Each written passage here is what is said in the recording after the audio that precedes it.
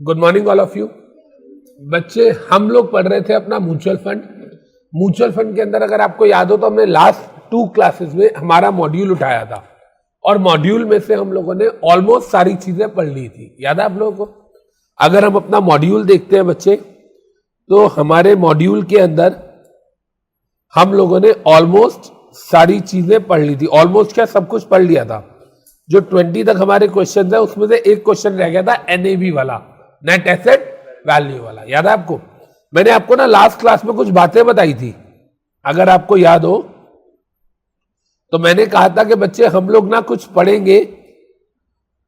मैंने कुछ पेंडिंग चीजें लिखवाई थी। देखिए, इसके अंदर हमने लिखा था basket trading. Amit Vora sir की बुक में केस लॉ है। एक्सपेंस रेशियो का प्रॉपर विद न्यूमेरिकल देखेंगे, एनएवी और एक ई वॉलेट वाली अमेंडमेंट करेंगे। राइट? ये 5 चीजें हम लोगों ने आज की क्लास में पढ़नी है। राइट? ठीक है, सबसे पहले एक एक करके बात करते हैं। देखिएगा बेटा, सबसे पहले ना मेरी बुक पे आते हैं, मेरी सिक्योरिटी लॉ की बुक पे आते हैं।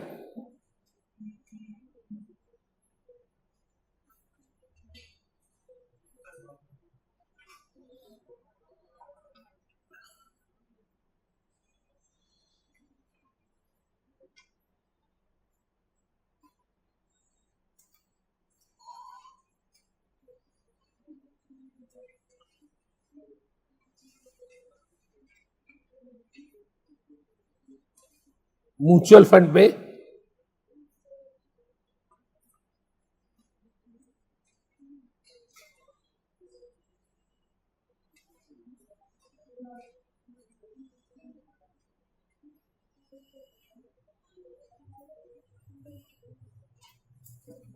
बेटा इधर देखिएगा, ये ना एक केस है। बच्चे, आज के लेक्चर में आगे बढ़ने से पहले मैं आप लोगों को एक इम्पॉर्टेंट अनाउंसमेंट बताना चाहूंगा। जैसा कि आप सब लोगों को पता है कि मैं अन अकेडमी पे लाइव लेक्चर्स पढ़ा रहा हूं for module 1 3 laws and module 2 के लिए दोनों लॉज। मेरे साथ बाकी फैकल्टीज की भी टीम है and we are teaching live.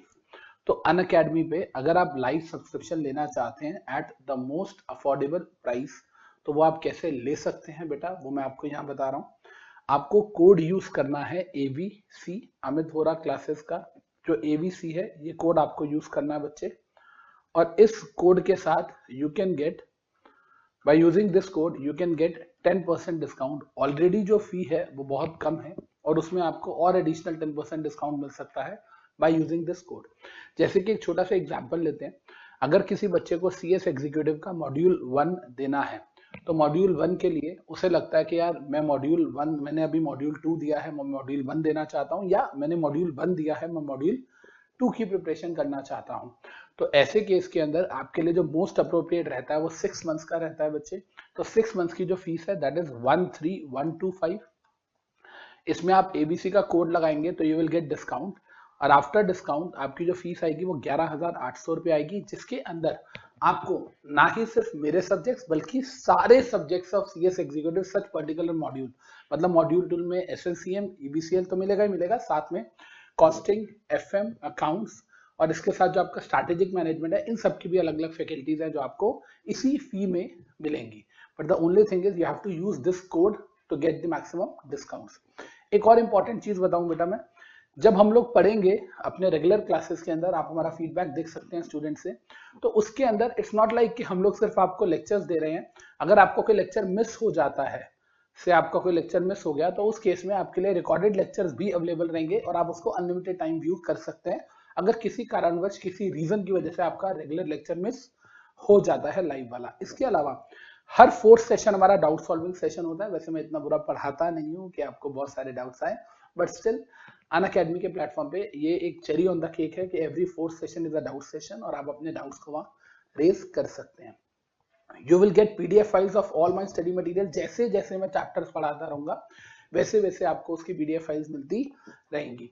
और एवरी वीक हमारी एक टेस्ट सीरीज होती है जिसका नाम है बेटा अभ्यास टेस्ट सीरीज। वो अभ्यास टेस्ट सीरीज जो है वो आप अटेंड कीजिए, एंड उसमें हम लोग पहले ही एडवांस में बता देते हैं कि नेक्स्ट वीक किस कोर्स की, किस सब्जेक्ट की टेस्ट सीरीज होने वाली है।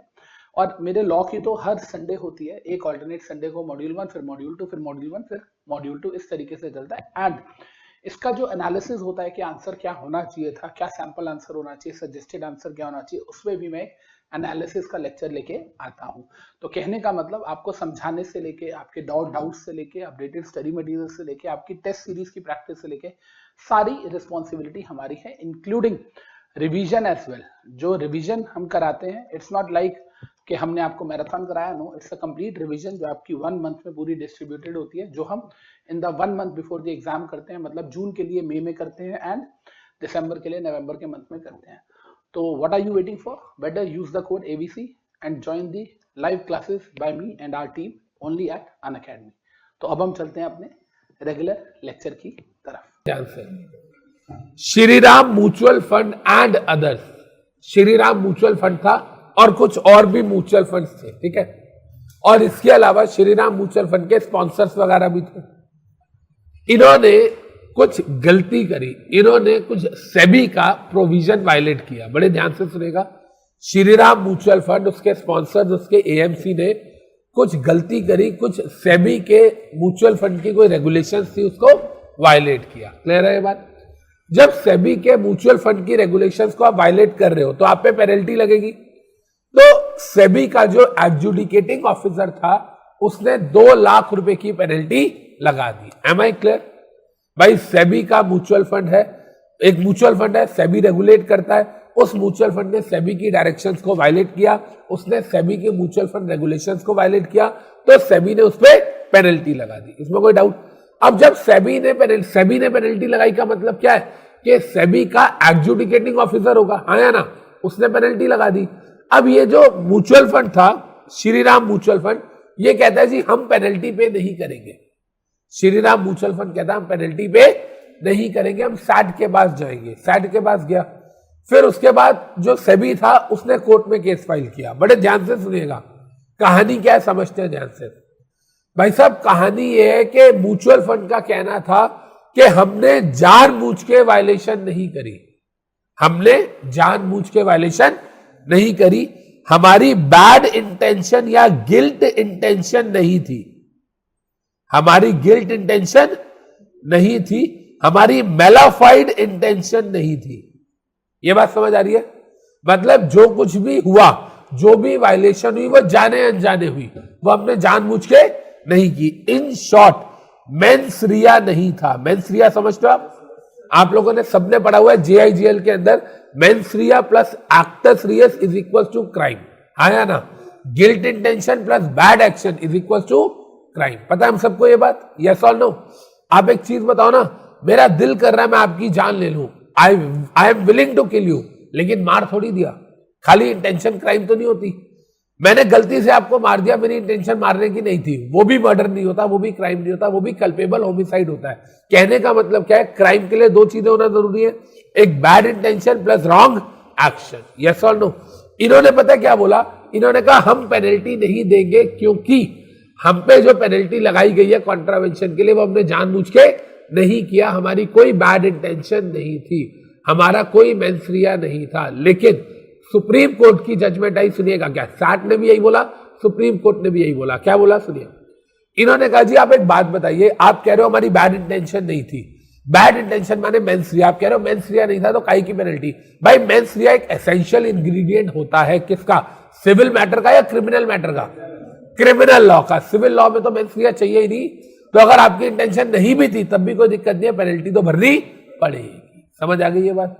यस और नो? तो इस क्वेश्चन में, इस केस स्टडी से हमें क्या पता चलता है कि जब भी कोई सेबी पेनल्टी लगाता है किसी पर, तो वो गिल्ट इंटेंशन नहीं थी, इनोसेंट गलती थी, इनोसेंट मिस्टेक थी। इस ग्राउंड के हवाले से, इस ग्राउंड की रेफरेंस से वो अपनी पेनल्टी को अवॉइड नहीं कर सकता, उसे अपनी पेनल्टी पे ऑफ करनी पड़ेगी। पॉइंट समझ आई? यस और नो? देखिए क्या कह रहा है इधर, कह रहा है जी a penalty of 2 lakh was imposed by adjudicating officer on Shriram mutual fund, क्योंकि उन्होंने सेबी की रेगुलेशंस को वायलेट किया, उसको एक्सीड किया। राइट? कोई लिमिट्स दे रखी थी, उस लिमिट्स को एक्सीड किया। Done? On appeal bye SMF, Shriram mutual fund ने अपील करी, सैट ने बोला, इधर देखिए, सैट ने सेट असाइड कर दिया AO का ऑर्डर, मतलब जो एडजुडिकेटिंग ऑफिसर का ऑर्डर था सैट ने हटा दिया, मतलब सेबी ने पेनल्टी लगाई। ध्यान से समझिएगा, पहले सेबी ने पेनल्टी लगाई, ठीक है जी, इसमें कोई डाउट? फिर जो श्रीराम म्यूचुअल फंड था उसने अपील का फाइल कर दी सैट पे, सिक्योरिटीज अपीलेट ट्राइब्यूनल पे, ठीक है। पहले केस का नाम क्या, पहले देखो बड़े ध्यान से सुनिएगा, जब सेबी ने पेनल्टी लगाई तो अपील करने कौन गया होगा, सेबी या म्यूचुअल फंड? Mutual fund. तो पहले केस का नाम क्या होगा, Shriram mutual fund versus SEBI, आया ना? पहले केस का नाम क्या रहा होगा, Shriram mutual fund versus SEBI. लेकिन जब सैट के पास वो गया तो सैट ने उसके फेवर में जजमेंट दे दी, मतलब सैट ने सेबी के अगेंस्ट जजमेंट दे दी, यस और नो? मतलब सेबी ने जो पेनल्टी लगाई 2 लाख की, सैट ने उस पेनल्टी को रिमूव कर दिया, हाँ या ना? सैट ने बोला श्रीराम म्यूचुअल फंड को कि आप सही कह रहे हो, आपको नहीं पता था, आपकी गलती नहीं थी, तो पेनल्टी नहीं लगनी चाहिए, राइट? तो क्या मैं ये कह सकता हूं कि सैट के सामने सेबी केस हार गया, हाँ या ना? और जब सेबी केस हार गया तो सेबी ने कहा मैं कोर्ट में जाऊंगा, यस और नो? क्लियर है? और जब सेबी आगे मूव करेगा तो केस का नाम उल्टा हो जाएगा ना। पहले केस का नाम क्या था, Shriram mutual fund versus SEBI, बाद में सेबी ने अपील फाइल करी तो केस का नाम उल्टा हो गया, SEBI versus Shriram mutual fund, yes और नो? जवाब दो। तो देखिए कहता है SEBI filed an appeal with honourable supreme court, ये बात समझ आ गई, यस और नो? पहली अपील किसने फाइल करी, म्यूचुअल फंड ने करी, किसके पास, सैट के पास, और म्यूचुअल फंड केस जीत गया। उसके बाद सेबी केस हार गया तो सेबी ने सुप्रीम कोर्ट में सेकंड अपील फाइल करी, यस और नो?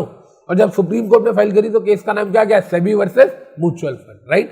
क्लियर है? देखो सुप्रीम कोर्ट ने क्या बोला, कह रहा है सुप्रीम कोर्ट ने सेट असाइड कर दी जजमेंट ऑफ सैट, सैट की जजमेंट को सेट असाइड कर दिया, मतलब सुप्रीम कोर्ट ने किसकी बात मानी, सेबी वाली, यस और नो? क्या मानी, mens rea is not an essential ingredient for contravention of provision of civil act, yes or no? Simple. Penalty is attracted as soon as contravention is committed by the act is established and therefore the intention of parties becomes immaterial. बस ये main line है, अगर आपने यहां तक पढ़ लिया कहानी खत्म हो जाएगी। देखो दोबारा पढ़ो, mens rea is not an essential ingredient for the contravention of the provision of civil act. Penalty is attracted as soon as contravention of the statutory obligation, जो आपकी statutory duty थी आपने उसे contravene किया, as contemplated by the act is established, जो act ने limit दी रखी है, जो act ने प्रोविजन दे रखे हैं, अगर आप उसको वायलेट करते हो तो पेनल्टी अट्रैक्ट हो जाएगी, yes or no? And therefore the intention of the parties committing such violation becomes immaterial. intention जो है वो immaterial है, क्योंकि ये कौन सी बात है, सिविल मैटर है, क्रिमिनल मैटर नहीं है। पॉइंट समझ आ गई, यस और नो? इसमें केस स्टडी हमारे एग्जाम में आ सकती है, done, as simple as that. तो अगर मेरे से कोई पूछे SEBI versus Shriram mutual fund का जो केस है वो 2003 का केस है, उसके अंदर क्या जजमेंट आई थी, उसके अंदर जजमेंट आई थी कि अगर सेबी ने कोई लिमिट दे रखी है और वो म्यूचुअल फंड ने उस लिमिट को वायलेट किया तो सेबी पेनल्टी लगा देता है, और उसके बाद आप कहते हो कि ये गलती से हुआ, जानबूझ के नहीं हुआ, तो इसमें मेंस रिया नहीं है, तो मेंस रिया चाहिए भी नहीं, क्योंकि ये सिविल मैटर है, क्रिमिनल मैटर नहीं है, यस और नो? अच्छा एक चीज बताओ, क्या ये वाली केस स्टडी हमारे एग्जाम में म्यूचुअल फंड के अलावा किसी और नाम से आ सकती है? क्या डिपॉजिटरीज के नाम से नहीं आ सकती? क्या ये किसी और इंटरमीडियरी के नाम से नहीं आ सकती कि एक ब्रोकर है, ब्रोकर ने लिमिट क्रॉस कर दी, सेबी ने पेनल्टी लगा दी, हाँ या ना? तो कहने का मतलब कोई भी इंटरमीडियरी हो, वो कोई भी रेगुलेशन को वायलेट करेगा तो सेबी का एडजुडिकेटिंग ऑफिसर पेनल्टी लगाएगा, और मेंस रिया है या नहीं, लेकिन वो पेनल्टी वैलिड मानी जाएगी, बिकॉज सिविल मैटर है। वायलेशन ऑफ, इन शॉर्ट अगर मैं अपनी भाषा में बोलना चाहूं तो वायलेशन और contravention of the act, directions and regulations is a civil matter and mens rea need not be present in that particular case. Mens rea नहीं भी है तब भी पेनल्टी लग जाएगी, यस और नो? हाँ या ना? इसमें कोई डाउट? चले आगे, श्योर? अब देखिए, तो इन शॉर्ट कहने का मतलब कि जो पहली चीज है केस लॉ, ये हमने पढ़ लिया, केस का नाम याद हो गया, क्या है, SEBI versus Shriram mutual fund, कौन से ईयर का है, 2003 का केस है। क्लियर है बच्चे, ये बात याद रहेगी? Shall we proceed? डन। अब देखिए, अब यहां पर देखिए एक बात आती है एक्सपेंस रेशियो, मैंने लास्ट क्लास में आपको बताया था, याद हो तो एक्सपेंस रेशियो हमने पूरा मॉड्यूल से पढ़ा था। देखिए हमने पढ़ा था कि एक्सपेंस रेशियो का, इधर हमने पढ़ा था कि जब कंपनी होती है, कंपनी में जब आप म्यूचुअल फंड में जब आप इन्वेस्ट करते हो, ध्यान से सुनेगा, एक म्यूचुअल फंड कंपनी है, आपने उसके अंदर इन्वेस्ट किया, याद करो हमने 10 लाख रुपए दिया, 50,000 रुपए खर्चा आ गया, 9.5 लाख रुपए उन्होंने इन्वेस्ट किए, 18 लाख रुपए बन गए। वो 18 लाख रुपए क्या था? AUM, याद आ रहा है आपको? Assets under management. उसमें से हमने 3 लाख का खर्चा माइनस किया था। क्या मैंने आपको ये बताया था कि higher the expenses lower the return, lower the expenses higher the return? पढ़ा था हम लोगों ने। और याद है हमने इसमें रेशो भी पढ़ा था कि पहले 100 करोड़ तक इतना परसेंटेज खर्चा हो सकता है, इसके बाद एडिशनल 200 करोड़ के लिए इतना होगा, पढ़ा था हमने। एक बार ना इधर देखिए, मैं बात कर रहा हूं मेन इस पैराग्राफ की, इधर देखते हैं बच्चे। I am talking about this paragraph for numerical purpose as well. ये देखिए, मैं इस पैराग्राफ की बात कर रहा हूं, दोबारा देखते हैं एक बार इसको, ताकि आगे कोई न्यूमेरिकल आ जाए, कोई एग्जाम्पल आ जाए एग्जाम में, तो हम उसे रिजॉल्व कर सके। देखिए, for actively managed equity schemes, पहली बात है किसकी बात कर रहा है? इक्विटी की। Total expense ratio allowed under the regulations, ये कौन सी रेगुलेशंस की बात कर रहा है? म्यूचुअल फंड रेगुलेशन, हाँ या ना? ये कौन सा रेगुलेशन नंबर है? 52, रेगुलेशन नंबर 52 है, जो कि एक्सपेंस रेशियो की बात करती है। याद रहेगी बात? TER, total expense ratio. तो सुनिएगा ध्यान से, for actively management equity scheme the total expense ratio allowed under the regulation 52 is 2.5% for first 100 crore. ये बात समझ आ रही है कि अगर 100 करोड़ रुपए की AUM है, तो 100 करोड़ रुपए में से 2.5% मतलब 2.5 करोड़ रुपए एक्सपेंस रेशियो में, एक्सपेंसेस में खर्च किए जा सकते हैं, हाँ या ना? ये बात बताओ, जो हमारा वाला एग्जाम्पल था जिसमें 18 लाख रुपए आए थे, क्या वो 18 लाख डिस्ट्रीब्यूट हुआ था या उसमें से 3 लाख का खर्चा माइनस हुआ था? अगर 18 lakh divided by 1 lakh units करते तो 18 रुपए की NAV आती, लेकिन 18 लाख में से पहले हमने 3 लाख का एक्सपेंस माइनस किया था, हाँ या ना? फिर जो 15 लाख बचा उसको डिवाइडेड बाय 1 लाख किया, तो इसका मतलब एक्सपेंसेस जितने ज्यादा होंगे NAV उतना कम हो जाएगा। सही बोल रहा हूं? जवाब दो, एम आई क्लियर? अब सुनो ध्यान से, कह रहे जी पहले तो 2.5% है 100 करोड़ के लिए, फिर कहता है नेक्स्ट 300 करोड़ के लिए कितना है? 2.25% है, राइट? फिर उसके बाद कहता है नेक्स्ट 300 करोड़ के लिए कितना है? 2% है। नेक्स्ट बैलेंस AUM के लिए कितना है? 1.75। बैलेंस का मतलब क्या हो गया? 100 प्लस 300 कितना हो गया? 400। 400 प्लस 300 कितना हो गया? 700। तो 700 करोड़ के ऊपर जितना भी होगा उसके लिए कितना होगा? 1.75%। यस और नो, हाँ या ना? क्या इसमें एग्जाम में कैलकुलेट करने के लिए आ सकता है हमको कि जी ये बताओ कि एक म्यूचुअल फंड है, उसका एसेट अंडर मैनेजमेंट इतना है, बताओ उसका एक्सपेंस रेशियो कितना होगा मैक्सिमम, हाँ या ना? तो हम कैलकुलेट करेंगे, पहले 100 करोड़ के लिए इतना, आगे के लिए इतना, फिर उसके लिए इतना, और बैलेंस के लिए 1.75%। यस और नो? अच्छा मेरी बात सुनिएगा, जो मैं यहां कहना चाह रहा हूं, लैंग्वेज पढ़ते हैं एक बार। 2.5% of the first 100 crore of average weekly net asset. Sir ये क्या है? Monday to Friday mutual funds की ट्रेडिंग होती है, हाँ या ना? यस और नो? वैसे आप पढ़ोगे, अभी आज हम पढ़ेंगे कि ई वॉलेट्स के थ्रू सैटरडे संडे को भी होती है, पर मेरी बात सुनिए जो मैं कह रहा हूं, Monday to Friday main market खुली होती है, सैटरडे संडे बंद होता है, हाँ या ना? तो NAV 5 दिन कैलकुलेट होती होगी, यस और नो? और एसेट्स की भी वैल्यू 5 दिन कैलकुलेट होती होगी। तो Monday plus Tuesday plus Wednesday plus Thursday plus Friday, 5 दिन हो गए, डिवाइडेड बाय 5 कर देंगे, एवरेज आ जाएगा, नहीं आ जाएगा? यस और नो? तो यहां पर एवरेज वीकली नेट एसेट्स का मतलब समझ आ रहा है, डेली नेट एसेट्स की वैल्यू निकाली जाएगी। मंडे को नेट एसेट्स की वैल्यू, ट्यूसडे को नेट एसेट्स की वैल्यू, वेंसडे को नेट एसेट्स की वैल्यू, थर्सडे एंड फ्राइडे जो भी आई डिवाइडेड बाय 5 कर दिया, तो वो क्या आ गया? एवरेज नेट एसेट्स, हाँ या ना? और वो जो एवरेज वीकली नेट एसेट्स आया, वो कितना है उस पर डिपेंड करता है एक्सपेंस रेशियो। यस और नो, हाँ या ना? इसका मतलब सर क्या एक्सपेंसेस वीकली बेसिस पे किए जाते हैं, यही मतलब हुआ इसका। हम वीकली बेसिस पे हमेशा नेट एसेट्स निकालते हैं और वीकली बेसिस पे हम एक्सपेंसेस पे ऑफ करते हैं। सर क्यों वीकली क्यों करते हैं? बिकॉज बहुत सारे बाहर के लोग हैं जो इंडिया में इन्वेस्ट करते हैं, और आपको पता होना चाहिए कि इंडिया के बाहर मंथली सेटलमेंट सिस्टम नहीं चलता, वीकली चलता है, चाहे वो सैलरी हो, जॉब हो या कुछ भी हो। यस और नो? अगर इंडिया के बाहर की हम बात करते हैं, आपने घर किराए पे लिया, घर किराए पे दिया, जॉब कर रहे हो, तो सैलरीज, रेंट, ये सब कैसे पे किया जाता है? वीकली। इंटरेस्ट कैसे भी किया जाता है? वीकली। तो बाहर के लोगों ने अगर इंडिया के म्यूचुअल फंड्स में इन्वेस्ट किया हुआ है तो उनको रिटर्न किस फॉर्म में देना है? वीकली फॉर्म में। तो इसीलिए हमेशा ये वीकली बेसिस पे कैलकुलेट किया जाता है। ये बात समझ आ गई? यस और नो? अच्छा इधर देखो, आगे कह रहा था अगर हम डेट स्कीम की बात करते हैं, फॉर डेट स्कीम, इधर देखिएगा बेटा, ये कह रहा था फॉर डेट स्कीम 0.25 लोअर होता है देन अलाउड फॉर इक्विटी। ये बात भी मैंने आपको कल बताई थी कि सर अगर जहां 2.25 है वहां क्या हो जाएगा? 2.25। जहां 1.75 है वहां क्या हो जाएगा? 1.50। हाँ या ना? मतलब डेट के लिए हमेशा एक्सपेंस थोड़ा सा कम होता है। सिंपल। अब देखिए यहां पर देखिए क्या कह रहा है, ये वाला पैराग्राफ पे आते हैं। इन एडिशन मतलब ऊपर वाले एक्सपेंस के अलावा mutual funds have been allowed to charge up 30 bps more. अब मैंने कहा था 30 बीपीएस का मतलब होता है 0.30%। याद आ रहा है आपको? 0.30। यस और नो? मैंने कहा था अगर ऊपर 2.5 है तो 0.3 ऐड हो जाएगा, कितना हो जाएगा? 2.8 हो जाएगा। बताया था मैंने आपको, हाँ है ना?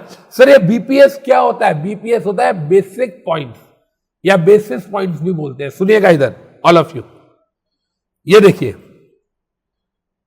ये इन्वेस्टोपीडिया से लिया था मैंने। इधर देखिए क्या कह रहा है, कह रहा है कि बेसिस पॉइंट्स को परसेंटेज में कन्वर्ट किया जाता है। सुनिए हमारे वहां पर क्या लिखा है, कितना बेसिस पॉइंट लिखा हुआ है? 30 बेसिस पॉइंट्स। यस और नो? अब देखिए 30 बेसिस पॉइंट्स यहां आएगा बीच में, हाँ या ना? तो यहां पर देखिए 30 बेसिस पॉइंट्स, 50 में 0.5 है और 10 में 0.1 है, तो यहां कितना आ जाएगा? 0.3%। यस और नो? तो 0.30 तो मैंने आपको बोला था। यस और नो? तो बेसिस पॉइंट्स को हमेशा परसेंटेज में कन्वर्ट किया जाता है। लास्ट क्लास में जब मैंने आपको बेसिस पॉइंट में परसेंटेज में कन्वर्ट किया था तो मुझे ऐसा लगा कि कई बच्चों का फेस ब्लैंक ना हो जाए कि भाई 30 बीपीएस को सर ने 0.30 कैसे मान लिया। तो उसके लिए मैंने आपको ये दिखाया कि ये एक बेसिकली एक कैलकुलेशन होती है जो सेबी ने बता रखी है कि कितने बेसिस पॉइंट को कैसे परसेंटेज में कन्वर्ट किया जाएगा। Am I clear? समझ आती है बात? जवाब दो।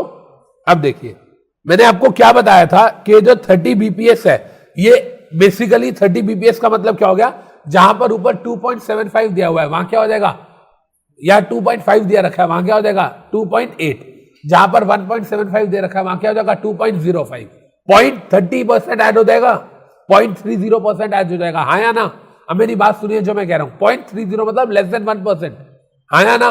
0.30 ऐड हो जाएगा। अब सुनिए यहां पर देखिए, इधर ये भी यहां पे कह रहा है, ये वाली लाइन तो हमने अच्छी तरह पढ़ ली थी कि सर जितना टीईआर ज्यादा होगा उतना हमारा एक्सपेंस, जितना टीईआर का और एनएवी का इनवर्स रिलेशन है, higher the TER lower the NAV, lower the TER higher the NAV. Yes और नो? पढ़ा था हमने।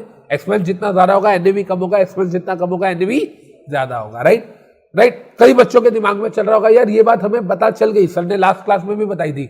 हमें तो ये भी बताया था कि ये जो एडिशनल 30 पॉइंट्स की हम बात कर रहे हैं ये तभी आएगा जब छोटे शहरों से रिटर्न आ रहा है। याद आ रहा है आपको? छोटे शहरों से। कौन से छोटे शहर? Tier 2 and tier 3 cities. ये भी बताया था मैंने आपको। तो सर ये बात दोबारा क्यों बता रहे हो? अब सुनिए ध्यान से। अब हम आते हैं एक बार इस एक फाइल पे, ये देखिएगा ध्यान से। ये एक आर्टिकल है जो बेसिकली मैंने गूगल से लिया था, इसको देखते हैं ध्यान से। सबसे पहले देखो ये व्हाट इज एक्सपेंस रेशियो। क्या पहले क्वेश्चन का आंसर हमें पता है? जवाब दो। क्या पहले क्वेश्चन का आंसर हमको पता है कि एक्सपेंस रेशियो क्या होता है? सर एक्सपेंस रेशियो वो रेशियो होती है जो, एक्सपेंस रेशियो का मतलब होता है जो पैसा आएगा, जो एसेट अंडर मैनेजमेंट है उसमें से हम कितना पैसा मैनेजमेंट में खर्चे में लगा सकते हैं। यस और नो? जिसमें यूटिलिटी बिल्स होंगे, जिसमें एएमसी की सैलरी होगी, कमीशन होगी एंड ऑल दैट, हाँ या ना? जितने भी ऑपरेशनल एक्सपेंसेस हैं वो सब कहां पे आएंगे? एक्सपेंस रेशियो में। ये पता है हमें? यस और no? What are the components of expense ratio. कहता है एक्सपेंस रेशियो में कौन सा खर्चा आता है। क्या हमें नहीं पता? मैनेजमेंट की फीस आती है, एडमिनिस्ट्रेटिव कॉस्ट आती है, यस और नो? हाँ या ना? जो भी ब्रोकरेज वगैरह म्यूचुअल फंड आगे पे करता है वो सारी की सारी आती है। ये सब पता हमें। तो मतलब ये क्या होता है एक्सपेंस रेशियो और इसके कंपोनेंट्स क्या है, ये हमने पढ़ लिया था यार। यही सेम चीज हमारे मॉड्यूल में भी दी गई थी। ये देखो ये जो दिया गया है व्हाट डज इट कंटेन, ये क्या कंपोनेंट्स ही तो है, हाँ या ना? पढ़ चुके हम। आगे देखिए,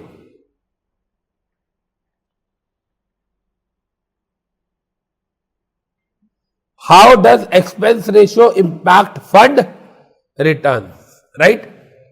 expense ratio indicate how much the fund charges in term of percentage.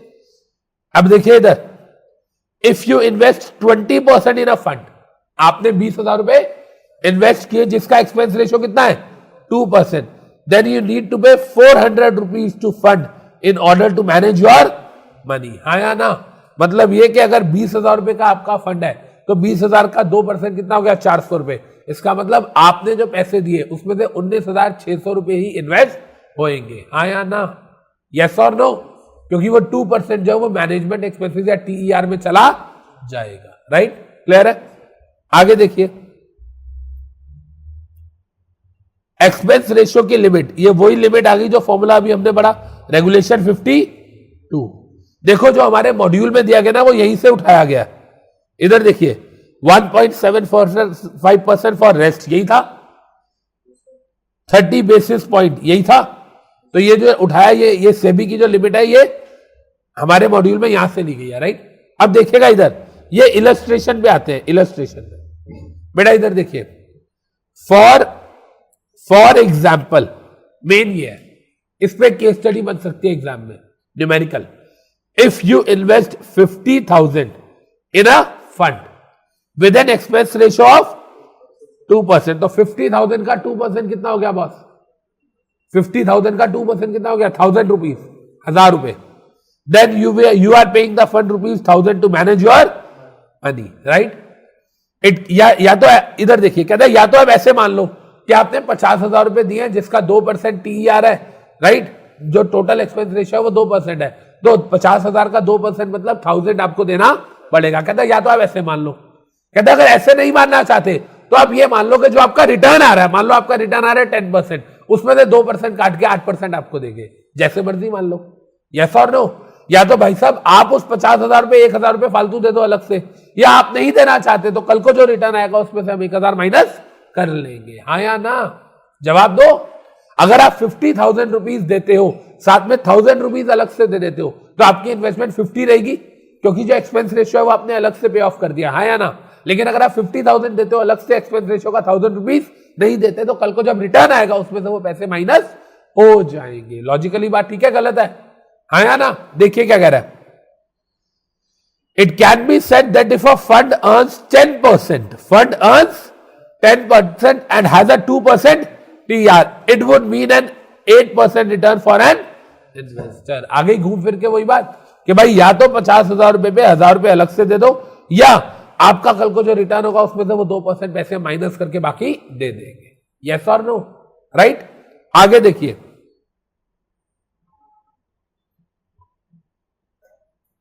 इधर देखिए एक और एग्जांपल बेटा, इधर देखिए, if a fund handles rupees 10 lakh in assets, 10 lakh रुपए, ठीक है, and collect 15,000 in fees and other charges, then expense ratio is 1.5%। क्या ये बात ठीक है? कैलकुलेट करो भाई, 10 लाख का 15,000, 10 लाख का 15,000 कितना हो गया? 1.5% हो गया। हाँ या ना? Total assets of mutual fund देखिए, इधर कह रहा है टोटल एसेट्स, इधर देखिएगा ध्यान से, ये कह रहा है सबसे पहले कि सर अगर एक फंड ने 10 लाख रुपए कलेक्ट करे और 15,000 रुपए अलग से कलेक्ट करे या उसी में से काट लिए, तो इसका मतलब 15,000 रुपए, 10 लाख का 15,000 कितना परसेंट आ रहा है? 1.5%। यस और नो? तो एक्सपेंस रेशियो कितनी आ गई? 1.5%। ये बात समझ आ रही है? आगे देखिए, total assets of mutual fund है 1 करोड़। अब ये दूसरा एग्जाम्पल है, एग्जाम्पल नंबर 1 हो गया, total assets of mutual fund है 1 करोड़, एडमिनिस्ट्रेटिव एक्सपेंसेस है 1 लाख, अदर एक्सपेंसेस है 50,000, टोटल एक्सपेंस कितने हो गए? 1.5 लाख। हाँ या ना? 1.5 लाख, 1 करोड़ में 1.5 लाख, ये भी कितना हो गया? 1.5%, 1.5%। यस और नो? तो कहता है टोटल कितना आ गया एक्सपेंस रेशियो? 1.5%। यस और नो? हाँ या ना? तो फॉर्मूला क्या है? Total expense upon total assets into 100। Yes और नो? हाँ या ना? क्लियर है ये बात? समझ आती है कहानी? चले आगे। डन? तो एक्सपेंस रेशियो में समझ आ गया कि सर जब भी हम म्यूचुअल फंड को पैसा देंगे तो या तो हम उसके साथ अलग से एक्सपेंसेस दे दें, नहीं देते हैं तो उसी में से कल को एक्सपेंसेस माइनस हो जाएंगे और हमारा रिटर्न जो है वो कम हो जाएगा। यस और नो, हाँ या ना। ये जो दो एग्जाम्पल है इसमें से कोई एग्जाम्पल हमारे एग्जाम में आ सकता है, राइट। अच्छा इधर देखिए, एक बात और बताता हूं, मजे की बात, सुनिएगा ध्यान से। ये देखिए बेटा, इधर देखिए, कंपैरेटिव एनालिसिस की बात कर रहा हूं। यहां कुछ म्यूचुअल फंड्स के नाम दिए हुए हैं, देखो, axis long term equity, Edelweiss tax advantage, SBI small cap, ये सब म्यूचुअल फंड्स के नाम है, हाँ या ना। इन म्यूचुअल फंड्स में देखो ये कह रहा है एक्सपेंस रेशियो किसी की 1.97 है, किसी की 2.68 है, 2.28 है, 2% है, 1.61। इसका मतलब क्या है, जब भी आप कोई म्यूचुअल फंड खरीदना चाहोगे तो आप म्यूचुअल फंड खरीदते हुए पहले उसके एक्सपेंस रेशियो देखोगे, बिकॉज एक्सपेंस रेशियो जितनी कम होगी उतना ही ज्यादा उसका रिटर्न होगा, हाँ या ना। लेकिन लास्ट क्लास में मैंने आपको एक चीज बताई थी, याद करो, एक म्यूचुअल फंड का एक्सपेंस रेशियो बहुत कम है लेकिन उसका वो छोटे साइज का है। एक बड़ा म्यूचुअल फंड है जिसका एक्सपेंस रेशियो ज्यादा है लेकिन रिटर्न और ज्यादा है, तो हमें उसमें इन्वेस्ट करना चाहिए। यस और नो। इन शॉर्ट कहने का मतलब क्या है, हम एक म्यूचुअल फंड खरीदेंगे तो हमें उसके अंदर एक्सपेंस रेशियो भी कंसीडर करना चाहिए, नेट एसेट वैल्यू भी कंसीडर करना चाहिए और उसका टाइम फैक्टर भी कंसीडर करना चाहिए कि कितने टाइम में ये एनएवी अप्रिशिएट हुई है। यस और नो, हाँ या ना, क्लियर है, पक्का। ये वाला अगर आपने एग्जाम्पल नोट करना है तो ये कर लो, क्योंकि एग्जाम में इस पे क्वेश्चन आ सकता है। ये इलस्ट्रेशन शोइंग, ये पॉइंट नंबर 6 और 7 लिख लो, point number 6 and 7।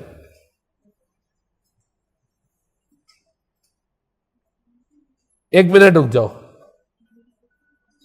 Point number 3 भी लिख लो यार, पॉइंट नंबर 3, 6 एंड ये दो एग्जाम्पल, ये यहां से नोट डाउन कर लो प्लीज, मैं साथ साथ स्लाइड को हटा दूंगा, मैं इसको साथ साथ फॉरवर्ड करता जाऊंगा। How does expense ratio impact fund return.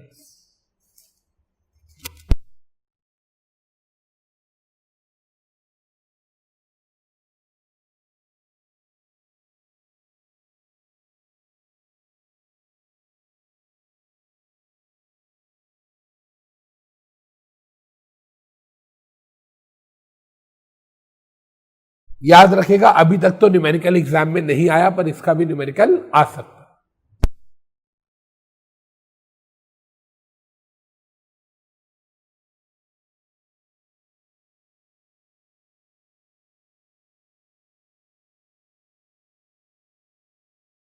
ये वाला लॉजिक तो क्लियर है ना हमको, इधर सुनिएगा बच्चे, ये वाला लॉजिक तो हमें क्लियर है ना कि 18 लाख हमारी एयूएम थी, 18 में से 3 लाख का खर्चा माइनस किया, 15 डिवाइडेड बाय 1 लाख किया, एनएवी 15 आ गया। खर्चा अगर हमारा आता 2 लाख तो 18 में से 2 माइनस करते 16 लाख डिवाइडेड बाय 1 लाख, तो 16 रुपए एनएवी आता है। ये सॉल्व नो, तो मतलब एक्सपेंस जितना कम होगा एनएवी उतना ज्यादा होगा, राइट।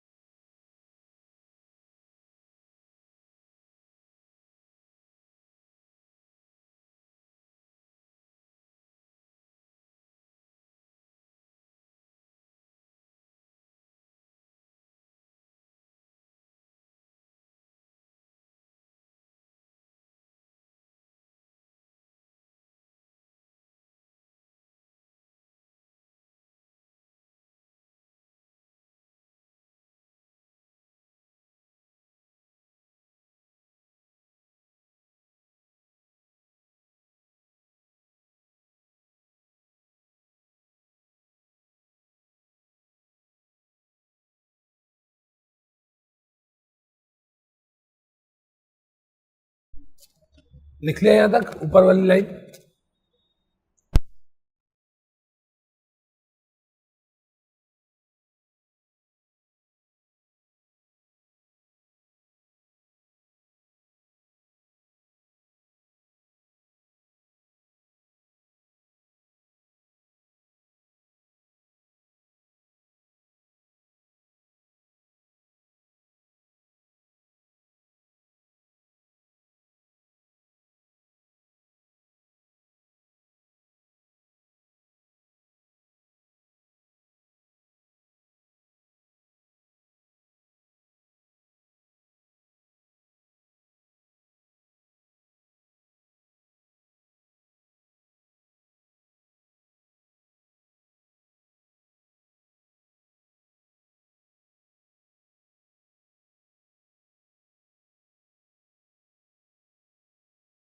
बच्चे ये वाली लाइन देखो, क्लियर है? The net asset value of a fund is reported after deducting all fees and expenses, right? Expenditure minus करके जो बचेगा उसको डिवाइडेड बाय यूनिट्स करेंगे तो एनएवी निकलेगा।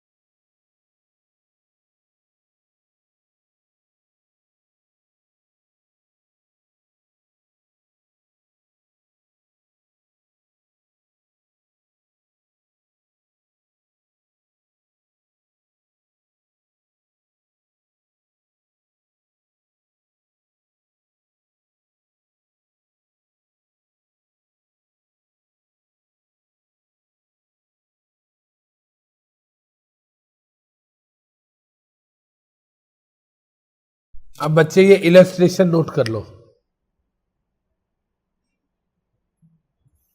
यहां तक।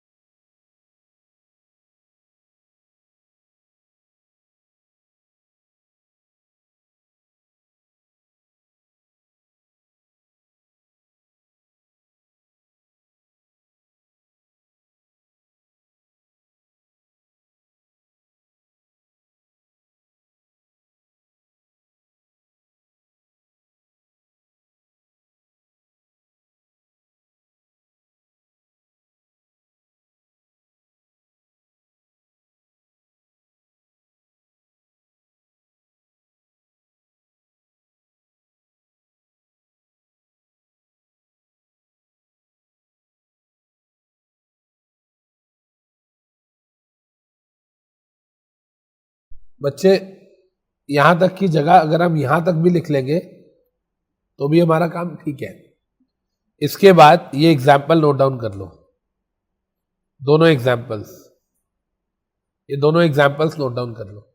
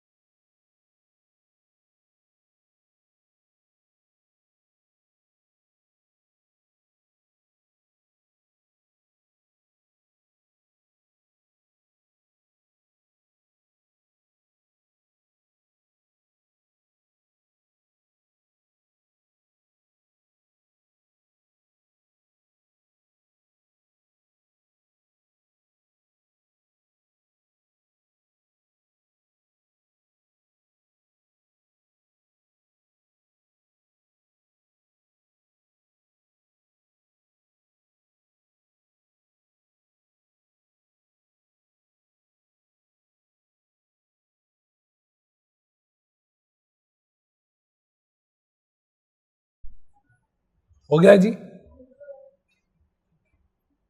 अब बच्चे यहां तक अगर हम बात करते हैं, हमें दो चीजें क्लियर हो गई। सबसे पहली चीज के जब भी सेबी किसी इंटरमीडियरी पे पेनल्टी लगाएगा तो उसमें आपके गिल्ट इंटेंशन थी या नहीं थी, मेंस रिया था या नहीं, पेनल्टी लगेगी, क्योंकि सिविल चीज के लिए mains rea is not an essential ingredient. हो गई बात खत्म। सेकंड चीज, एक्सपेंस रेशियो का न्यूमेरिकल या एग्जाम्पल किस तरीके से हमारे एग्जाम में पूछा जा सकता है। डन। इसका मतलब क्या म्यूचुअल फंड जितना मर्जी खर्चा दिखा सकते हैं या एक लिमिट है जो सेबी ने सेट कर रखी है? एक लिमिट है सर। हर एडिशनल AUM पे या हर एडिशनल नेट एसेट्स पे जो परसेंटेज है वो डिक्लाइन होता जाएगा। यस और नो? हाँ या ना? सिंपल है। चलें आगे। अब देखिए,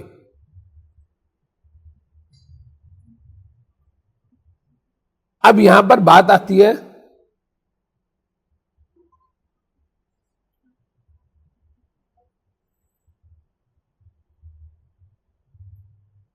अब सर हमने ये केस लॉ भी पढ़ लिया, एक्सपेंस रेशियो वाला न्यूमेरिकल एग्जांपल भी देख लिया। डन। अब यहां पर बात आती है ये अमेंडमेंट जो ई वॉलेट की है। थर्ड क्वेश्चन पे आ रहे हैं हम। टोटल 5 क्वेश्चन पढ़ने आज की क्लास में, 2 पढ़ लिए। ये जो अमेंडमेंट है ई वॉलेट वाली, ये क्या है बच्चे, एक बार ध्यान से समझते हैं। इधर सुनिएगा मेरी बात को। देखिए बच्चे, पहले सुनिएगा, लिखिएगा मत। I will give you ample time to pen down. देखिए, एक सेबी ने नोटिफिकेशन लाई थी, सेबी ने एक नोटिफिकेशन लाई थी जिसका नाम रखा था इंस्टेंट एक्सेस फैसिलिटी, IAF। ठीक है। जो चेयरपर्सन थे सेबी के, मिस्टर सिन्हा, इन्होंने 2017 में बोला कि जो म्यूचुअल फंड्स हैं वो इंस्टेंटली अवेलेबल होने चाहिए। मतलब जो म्यूचुअल फंड है वो म्यूचुअल फंड्स बेसिकली अगर हम बात करते हैं तो लोगों को ब्रोकर के पास जाना ना पड़े, एक आम आदमी के पाम टॉप पे, मोबाइल पे, स्मार्टफोन पे भी अवेलेबल होना चाहिए। इन शॉर्ट, इंस्टेंट मतलब इंस्टेंट एक्सेस फैसिलिटी, समझ आ रहा है? आप जब मर्जी चाहो एक्सेस कर सको। इसके लिए इन्होंने क्या किया सुनिए, इन्होंने कहा जितने ई कॉमर्स पोर्टल हैं, फ्लिपकार्ट से लेके अमेजॉन से लेके सब पे म्यूचुअल फंड बिकेंगे, और जितने ई वॉलेट्स हैं, चाहे भीम ऐप बोल लो, चाहे मोबीक्विक बोल दो, चाहे पेटीएम बोल दो, इन पे भी म्यूचुअल फंड खरीदे जा सकते हैं। तो इंस्टेंट एक्सेस फैसिलिटी का मतलब क्या हुआ कि e wallets as well as e commerce website, इन दोनों के थ्रू भी आप म्यूचुअल फंड परचेज कर सकते हो। समझ आई इतनी बात? यस और नो? तो इंस्टेंट एक्सेस फैसिलिटी का क्या मतलब है, पहले सुनिए। Mutual funds to be made available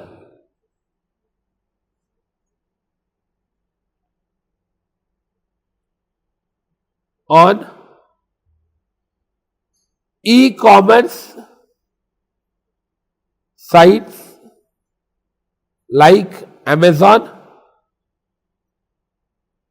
Flipkart, eBay, and to made available on e-wallets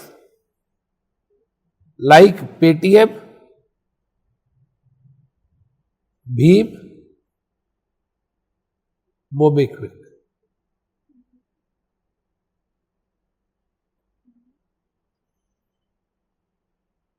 right? इतनी बात समझ आई? पहले ये बताओ यस और नो? भाई 2017 में सेबी ने क्या फाइनल किया कि म्यूचुअल फंड्स को भी लोगों के पास जल्दी एक्सेस मिलना चाहिए, लोग जब चाहे म्यूचुअल फंड खरीद सके। एक्चुअली में आप सुनिएगा, mutual fund is a kind of saving and investment. Yes और नो? अगर आपके पेटीएम में पैसे पड़े हैं और आप उससे खरीद लो तो क्या दिक्कत है? इससे पहले लोग वेस्टफुल एक्सपेंडिचर करें, क्यों ना उनको एक इन्वेस्टमेंट का ऑप्शन दे दिया जाए। ये बात समझ आई? क्लियर है सबको? लेकिन आपको नहीं लगता कि ये अपने आप में एक बहुत बड़ा स्टेप है और इसके लिए कुछ रूल्स एंड रेगुलेशंस भी होने चाहिए? हाँ या ना? ऐसा तो है नहीं कि भाई आपने खुला छोड़ दिया, वो तो हो नहीं सकता। कुछ तो रूल्स होंगे कि आप एक दिन में कितना खरीद सकते हो, आप एक महीने में कितना खरीद सकते हो, आप एक बार में कितने म्यूचुअल फंड बेच सकते हो। यस और नो? कुछ तो रूल्स होंगे कि सर जब आप म्यूचुअल फंड्स खरीदोगे तो क्या उसकी पेमेंट कहां से करोगे? क्या ऐसा हो सकता है कि मैंने, ध्यान से सुनिएगा, क्या ऐसा हो सकता है कि मैंने कोई म्यूचुअल फंड, मैंने कुछ खर्चा किया पेटीएम से, कैशबैक मिलता है, क्या उस कैशबैक से म्यूचुअल फंड खरीद सकता हूं? पॉइंट समझ आ रहा है? या म्यूचुअल फंड स्कीम कोई कैशबैक ऑफर कर सकती है कि 500 का म्यूचुअल फंड लो, 100 रुपए कैशबैक आ जाएगा। पॉइंट समझ आ रहा है? तो इन सारी चीजों के लेके रूल्स एंड रेगुलेशंस बनाए गए। पहले बताओ यहां तक कोई डाउट? इस कॉन्सेप्ट का नाम क्या है? Instant access facility. सर ये किसके चेयरमैनशिप में आई? मिस्टर सिन्हा की चेयरमैनशिप में आई 2017 में। इसमें क्या बोला गया कि म्यूचुअल फंड जो है वो ई कॉमर्स वेबसाइट और ई वॉलेट पे भी अवेलेबल होने चाहिए। इसलिए मैंने आपको बोला था 2017 के बाद अगर आप देखोगे तो पेटीएम वगैरह पे भी म्यूचुअल फंड का ऑप्शन आता है। यस और नो? डन? अब देखिए क्या कह रहा है। कह रहा है सर इसको लेके कुछ गाइडलाइंस बनी, इसको लेके कुछ गाइडलाइंस बनी। क्या गाइडलाइंस बनी एक बार देखते हैं। देखिए सबसे पहले कह रहा है मिनिमम 500 रुपए पर मंथ का आप इन्वेस्टमेंट करोगे, मिनिमम 500 रुपए per month and maximum 50,000 rupees per month. इसमें कोई डाउट? मतलब एक महीने में जो इन्वेस्टमेंट है सर वो आपकी 500 रुपए से कम में भी नहीं होगी और 50,000 रुपए से ज्यादा भी नहीं होगी। तो आप जो ई वॉलेट और ई कॉमर्स के थ्रू लेना चाहते हो उसमें आप 500 से 50,000 रुपए पर मंथ के बीच का कोई भी अपना स्लैब, अपनी मर्जी से कोई भी अमाउंट फिक्स कर सकते हो। यस और नो? हाँ या ना? और फिक्स वाली बात भी नहीं है, इस महीने में 10,000 के लेना, अगले महीने 12,000 के लूंगा, ऐसा भी हो सकता है। यस और नो? लेकिन लोग हमेशा फिक्स्ड अमाउंट लेते हैं म्यूचुअल फंड में क्योंकि एसआईपी चलाते हैं, सिस्टमैटिक इन्वेस्टमेंट प्लान। यस और नो? सिस्टमैटिक इन्वेस्टमेंट प्लान का मतलब क्या है? हर महीने इस तारीख को एक पर्टिकुलर अमाउंट के म्यूचुअल फंड हम खरीद लेंगे। राइट? चलें आगे। अब देखिए इसमें भी सब कुछ होगा वही। मैम अब एक इधर देखिए, ये मंथली इन्वेस्ट करते हो ऐसा कह रहा है या ये कह रहा है मंथ में इससे ज्यादा नहीं कर सकते? ये कब कह रहा है मंथली इन्वेस्ट करो? आप चाहे रोज करो 1,000 रुपए, क्या दिक्कत है? ये क्या कह रहा है? पूरे मंथ में मिला के 50,000 से ज्यादा की वैल्यू नहीं होनी चाहिए। ये ऐसा बोल रहा है महीने में एक बार इन्वेस्ट करो या पूरे मंथ में इतने से ज्यादा वैल्यू नहीं होनी चाहिए। भाई आप रोज 1000 रुपए के खरीदो, क्या दिक्कत है? आप रोज 1000 के खरीदोगे, महीने में 30,000 ही तो हुआ, क्या दिक्कत है उसमें? तो ये कह रहा है कि आपको मंथली लिमिट दी गई है। ये नहीं कह रहा मंथ में एक ही बार खरीद सकते हो। ये क्या कह रहा है कि आप पर मंथ जितनी भी आप मतलब नंबर ऑफ ट्रांजेक्शन जो है, एक महीने में आपने जितनी भी नंबर ऑफ ट्रांजेक्शन करी है उन सबकी वैल्यू मिला के 500 से कम या 50,000 से ज्यादा नहीं हो सकती। यस और नो? डन। चलें आगे। अब सुनिए, आगे कहता है कि सर जब हम इसको रिडीम करेंगे तो क्या रिडम्पशन की भी कोई लिमिट है? कहता है बिल्कुल है। कहता है सर रिडम्पशन की क्या लिमिट है? देखिए, कहता है सर 50,000 रुपीज या 90% ऑफ दी फोलियो, जो मेरा फोलियो है, जो मेरी वैल्यू है, विच एवर इज लेस, ये पर डे रिडम्पशन है। Per day redemption. पॉइंट समझ आ रहा है? इन्वेस्टमेंट की जो लिमिट है वो पर मंथ दी गई है, रिडम्पशन की जो लिमिट है वो पर डे दी गई है। लॉजिकली बात ठीक है। इधर देखिए, क्या पॉसिबल है कि मैं पिछले 10 महीने से 50,000 रुपए महीना लगा रहा था? क्या पॉसिबल है कि मैं पिछले 10 महीने से 50,000 रुपए महीना लगा रहा था? पॉसिबल है। 50,000 रुपए महीना लगा रहा था 10 महीने से, 5 लाख रुपए इन्वेस्ट कर दिए, हाँ या ना? और आज वो 5 लाख की वैल्यू बढ़ के होगी 8 लाख। पॉसिबल है, हाँ या ना? तो कहता है उस 8 लाख का 90% कितना हो गया? 8 लाख का 90% कितना हो गया? 7,20,000 या 50,000? लेस क्या है? 50,000। तो इससे ज्यादा मैं एक दिन में रिडीम नहीं कर सकता। यस और नो? जवाब दीजिए। क्लियर है बच्चे? आगे देखिए क्या कहता है। कहता है सर इसका बेनिफिट क्या है? कहता है सर इसका बेनिफिट यह है कि 24/7/365 डेज आप एक्सेस कर सकते हो, हाँ या ना? अभी आप बोलते हैं म्यूचुअल फंड की ट्रेडिंग 5 दिन होती है, अब ऑनलाइन पेटीएम से तो आप सैटरडे संडे को भी ले लो। यस और नो? हाँ या ना? अब एक चीज बताओ, क्या गोल्ड का प्राइस आजकल एमसीएक्स से कैलकुलेट होता है, मल्टी कमोडिटी एक्सचेंज से? पता है इतना? गोल्ड ऑनलाइन ट्रेड होता है, हाँ या ना? क्या गोल्ड एमसीएक्स है या स्टॉक एक्सचेंजेस है? Multi commodity exchange, commodity exchange होती है। क्या कमोडिटी एक्सचेंज सैटरडे संडे खुली होती है? बंद होती है। लेकिन क्या गोल्ड का ट्रेडिंग नहीं होती सैटरडे संडे? होती है। किस प्राइस पे होगी? फ्राइडे वाले प्राइस पे होगी। तो ऐसा ही कुछ म्यूचुअल फंड में भी होता होगा। कहता है सर पेटीएम के थ्रू जब आप म्यूचुअल फंड खरीदते हो तो आप सैटरडे संडे को भी खरीद सकते हो, रात को 12 बजे 2 बजे भी खरीद सकते हो, हाँ या ना? वो आप देखेंगे कि किस प्राइस पे होगा। लेकिन अभी क्या कह रहा है ये कि सर जब आप ऑनलाइन म्यूचुअल फंड खरीदते हो तो इसका मतलब आप जैसे, यार आपने सिंपल सी बात है, आपने कोई कपड़े खरीदने हैं Myntra.com पे या फ्लिपकार्ट पे, तो क्या आप कभी भी रात को 2 बजे भी शॉपिंग कर सकते हो? यस और no? It is also kind of shopping. तो कहता है सर ये आपके पाम टॉप पे आप जब मर्जी चाहे शॉपिंग कर सकते हो, हाँ या ना? यस और नो? और सबसे बड़ी बात इसमें कह रहा है सर बैंक हॉलीडेज का कोई चक्कर नहीं है, वीकेंड्स का कोई चक्कर नहीं है। कहता है सर बैंक हॉलीडे हो या वीकेंड हो, सब पे ये वाली फैसिलिटी अवेलेबल होएगी। यस और नो? जवाब दो। क्लियर है? ये 3 पॉइंट समझ आए। पर मंथ मिनिमम 500 रुपए की इन्वेस्टमेंट, मैक्सिमम 50,000 की इन्वेस्टमेंट, मैक्सिमम रिडम्पशन 50% या 90% ऑफ दी 50,000 या 90% of the portfolio whichever is less per day. ये पर डे क्यों बोला गया? ताकि आपको अपनी एसेट जो है वो लिक्विड लगे। इतना आपको पता होना चाहिए कि अगर आपकी 8 लाख की इन्वेस्टमेंट है तो 50,000 रुपए पर डे भी निकालोगे तो ज्यादा से ज्यादा 16 दिनों के अंदर पैसा निकल जाएगा। यस और नो? हाँ या ना? आगे कह रहा है 24 घंटे एक्सेसिबल है, राइट। अब सुनिए, कहता है सर ये जो फैसिलिटी है ना ये सबके लिए नहीं है, ये सिर्फ फैसिलिटी किसके लिए है? पीआरआई के लिए। याद रहेगा, not to person other than PRI.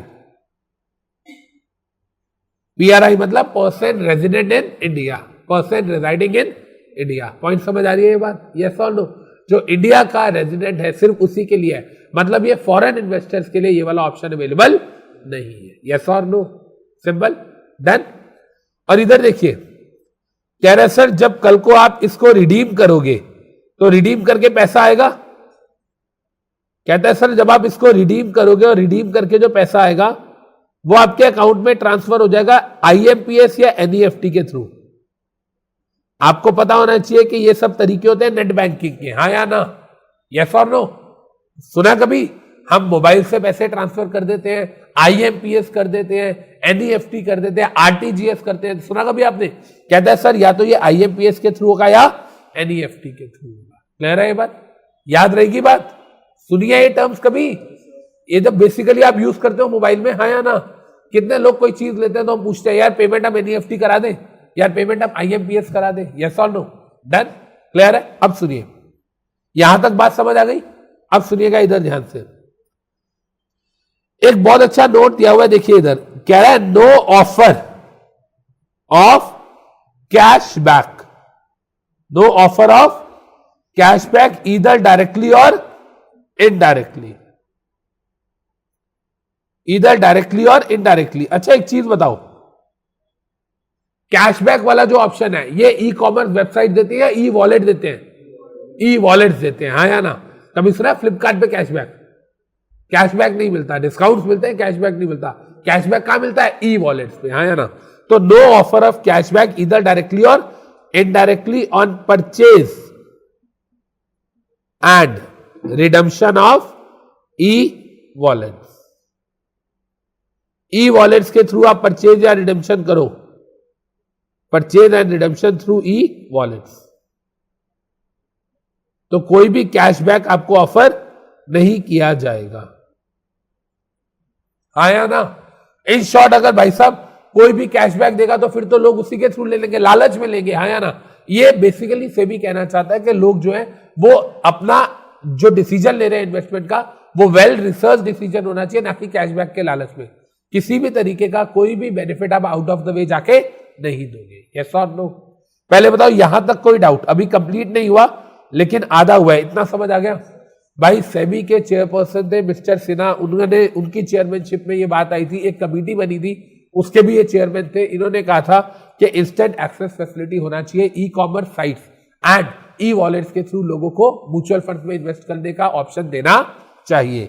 इस ऑप्शन के लिए इन्होंने कुछ रूल्स भी फाइनलाइज किए, एक महीने में कम से कम 500 और ज्यादा से ज्यादा 50,000 रुपए की इन्वेस्टमेंट करोगे, पर डे रिडेम्पशन 50,000 या 90% of the folio whichever is less.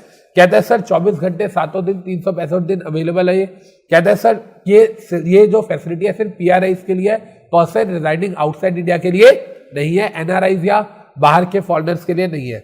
इसके बाद कह रहा है सर जब रिडीम करोगे तो पैसा, अब सुनिए ध्यान से जो मैं कह रहा हूं, पेटीएम से मैंने खरीदे म्यूचुअल फंड, मेरी बात सुनिएगा, मैंने पेटीएम से म्यूचुअल फंड खरीदे, इसमें कोई डाउट? कल को मैंने म्यूचुअल फंड बेच दिए तो कहता है पैसा आपका पेटीएम में नहीं आएगा, पैसा आपका बैंक में आएगा। यही तो कह रहा है आईएमपीएस एंड एनईएफटी, मतलब खरीद मैं पेटीएम के बैलेंस से रहा हूं, हाँ या ना? लेकिन जो बेचूंगा तो कल को पेटीएम का बैलेंस नहीं बढ़ेगा, वो पैसा कहां चला जाएगा? मेरे बैंक अकाउंट में चला जाएगा। क्लियर है? याद रहेगी बात? यस और नो? ठीक है। और कोई भी ई वॉलेट कंपनी जो है वो कैशबैक ऑफर नहीं करेगी, यहां तक कोई डाउट? अच्छा अभी हमने ये तो पढ़ लिया, पर अभी क्या इसमें ये पढ़ा कि सर जब हम खरीदेंगे ऑनलाइन तो किस एनएवी पे आएगा? कुछ तो टाइम लिमिट होगी, एनएवी तो डेली चेंज होती है, हाँ या ना? सर मैंने कल खरीदे, आज खरीदे, सुबह खरीदे, शाम को, जैसे शेयर्स का प्राइस होता है, क्या शेयर्स का प्राइस हर सेकंड में चेंज होता है, हाँ या ना? तो कहता है सर क्या एनएवी भी चेंज होगी? एनएवी तो डेली बेस पे कैलकुलेट होती है। तो अभी हम पढ़ेंगे कि जब हम आईएएफ के थ्रू, ई वॉलेट्स के थ्रू खरीदेंगे तो क्या एनएवी कैसे कैलकुलेट होगी, उसका भी फॉर्मूला अभी हम पढ़ेंगे। क्लियर है? तो फिलहाल तब तक पहले आप ये नोट कर लो, फिर हम आगे चलते हैं।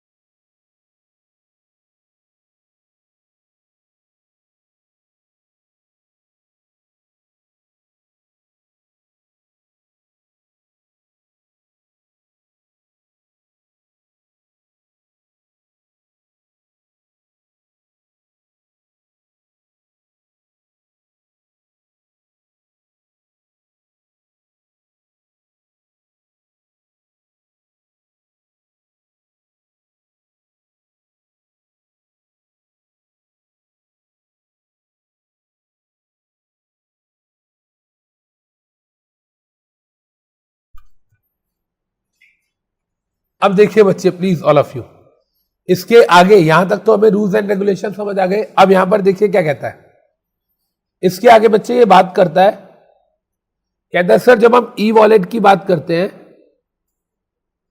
तो ई वॉलेट में कहता है सर हमारे पास एक ऑप्शन होता है डेबिट कार्ड वाला, कहता है एक ऑप्शन होता है नेट बैंकिंग वाला, यस और नो। कहता है सर डेबिट कार्ड और नेट बैंकिंग के थ्रू हम परचेज कर सकते हैं म्यूचुअल फंड्स को, हम म्यूचुअल फंड परचेज कर सकते हैं थ्रू डेबिट कार्ड और नेट बैंकिंग, या कहता है सर हम कैश ऑन डिलीवरी भी ले सकते हैं। जैसे कैश ऑन डिलीवरी होता है ना, उसमें क्या होता है कि आपके घर पे फ्लिपकार्ट चीज दे देता है तब आप पैसे देते हो, यस और नो। कहता है आपने म्यूचुअल फंड खरीद लिया, उसके बाद फ्लिपकार्ट का बंदा आएगा और वो आपसे कैश लेके चला जाएगा। तो तीन ऑप्शन है, cash, debit card and net banking, clear है। लेकिन कहता है सर क्रेडिट कार्ड से नहीं खरीद सकते, कैशबैक से नहीं खरीद सकते, कोई प्रमोशनल स्कीम चल रही है उसमें कोई आपके पास प्रमोशनल कोड वगैरह नहीं होते, कभी आपने देखा प्रमोशनल कोड पे प्राइस कम हो जाता है, हाँ या ना, ये वाला कूपन कोड यूज करो प्राइस कम हो जाएगा, होता है। कहता है सर इनसे आप परचेज नहीं कर सकते म्यूचुअल फंड।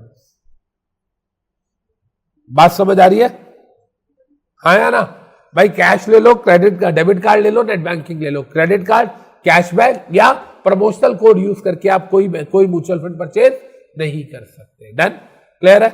अब देखिए आगे कहता है सर ये बताइए कि जब हम म्यूचुअल फंड ऑनलाइन खरीदेंगे, पेटीएम वगैरह के थ्रू खरीदेंगे, तो कहता है सर एनएवी कैसे कैलकुलेट होगी, calculation of NAV. Sir net asset value कौन सी आएगी, वो तो डेली बेसिस में चेंज होती है। देखिए क्या कह रहा है, कहता है डिपेंड करता है कि आप जो म्यूचुअल फंड की यूनिट्स पेटीएम वगैरह से या ई कॉमर्स साइट से खरीद रहे हो वो आप कितने बजे खरीद रहे हो। कहता है डिपेंड करता है कि वो आप अप टू 3 PM खरीद रहे हो या आफ्टर 3 PM खरीद रहे हो। बात समझ आ रही है, दोपहर को 3 बजे तक खरीद रहे हो या उसके बाद खरीद रहे हो। मतलब इन शॉर्ट अगर मैं बात अपनी भाषा में बोलना चाहूं, क्या मैं कह सकता हूं प्री लंच और पोस्ट लंच, या प्री नून और आफ्टरनून, हाँ या ना। कहता है सर अगर आप 3 बजे तक खरीद रहे हो तो आपका एनएवी क्या कैलकुलेट होगा, देखिए कहता है पिछले दिन का एनएवी, प्रीवियस कैलेंडर डे का एनएवी, या कहता है उस दिन का एनएवी।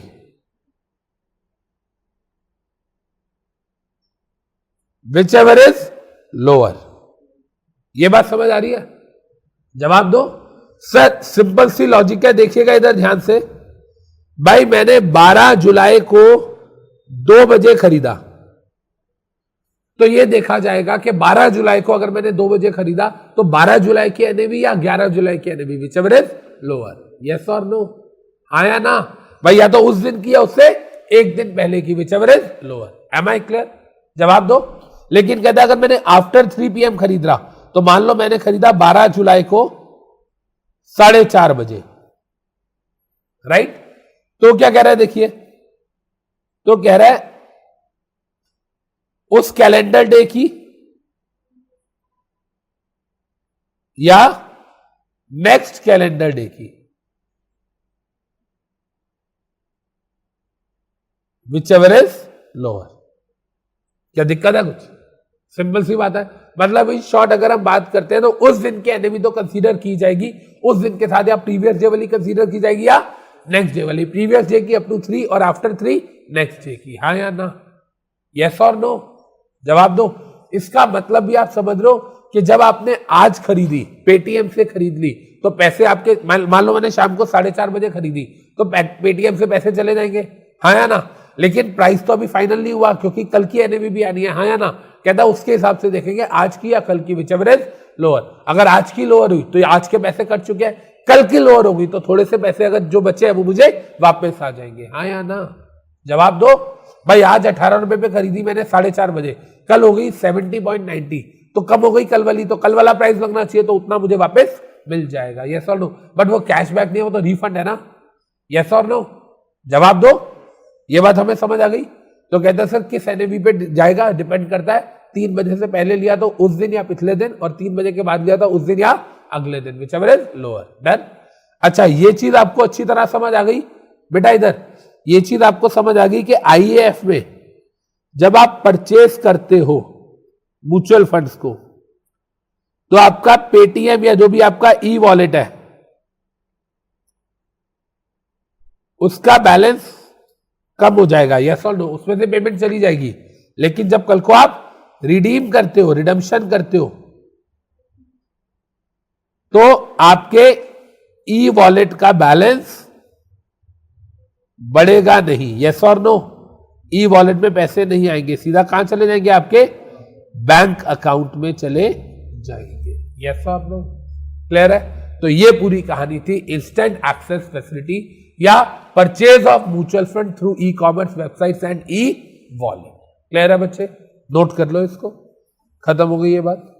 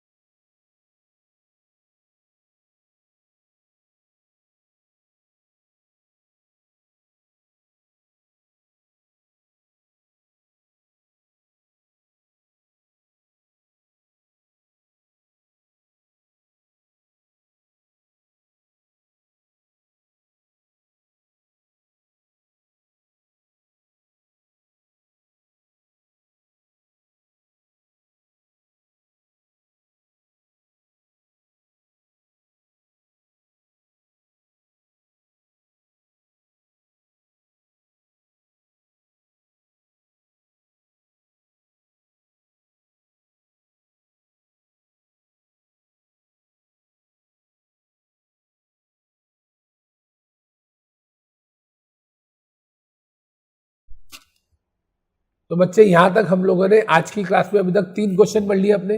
सबसे पहले हमने SEBI versus Shriram mutual fund वाला केस पढ़ा। इसके बाद सेकेंडली हम लोगों ने एक्सपेंस रेशियो का विद एग्जांपल सारी चीजें देख ली, बीपीएस को कैसे परसेंटेज में कन्वर्ट करते हैं वो भी देख लिया।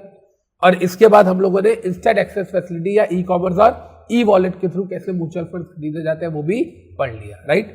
अब रह गए हम लोगों के 2 क्वेश्चन आज की क्लास। बच्चे ध्यान से देखिएगा प्लीज। ये ना एक क्वेश्चन है जिसको बोलते हैं बास्केट ट्रेडिंग सिस्टम।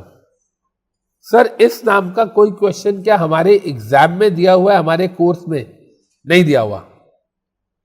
सर क्या हमारे एग्जाम में आ सकता है? आ सकता है। क्योंकि ये ना इंडेक्स म्यूचुअल फंड से रिलेटेड है।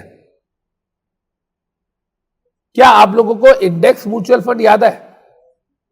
कुछ याद आ रहा है इंडेक्स म्यूचुअल फंड?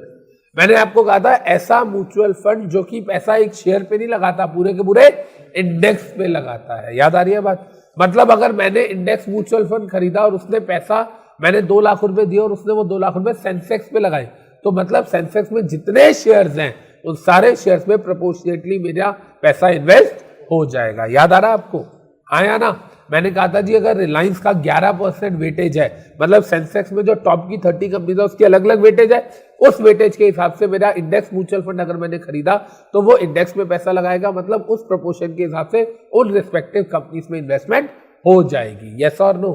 याद है आपको? अच्छा एक चीज बताइए, आप पहले मेरी बात को सुनिएगा बेटा, इधर जो मैं कह रहा हूं पहले मेरी बात को सुनते हैं। इधर देखिए सर, क्या मैं ये कह सकता हूं कि मैं जब, इधर सुनिए बेटा प्लीज, लिखना छोड़ दो, सुनिए, क्या मैं ये कह सकता हूं कि जब मैं म्यूचुअल फंड खरीदता हूं इंडेक्स वाला तो मेरा पैसा एक शेयर में लगता है या सेंसेक्स में लगता है?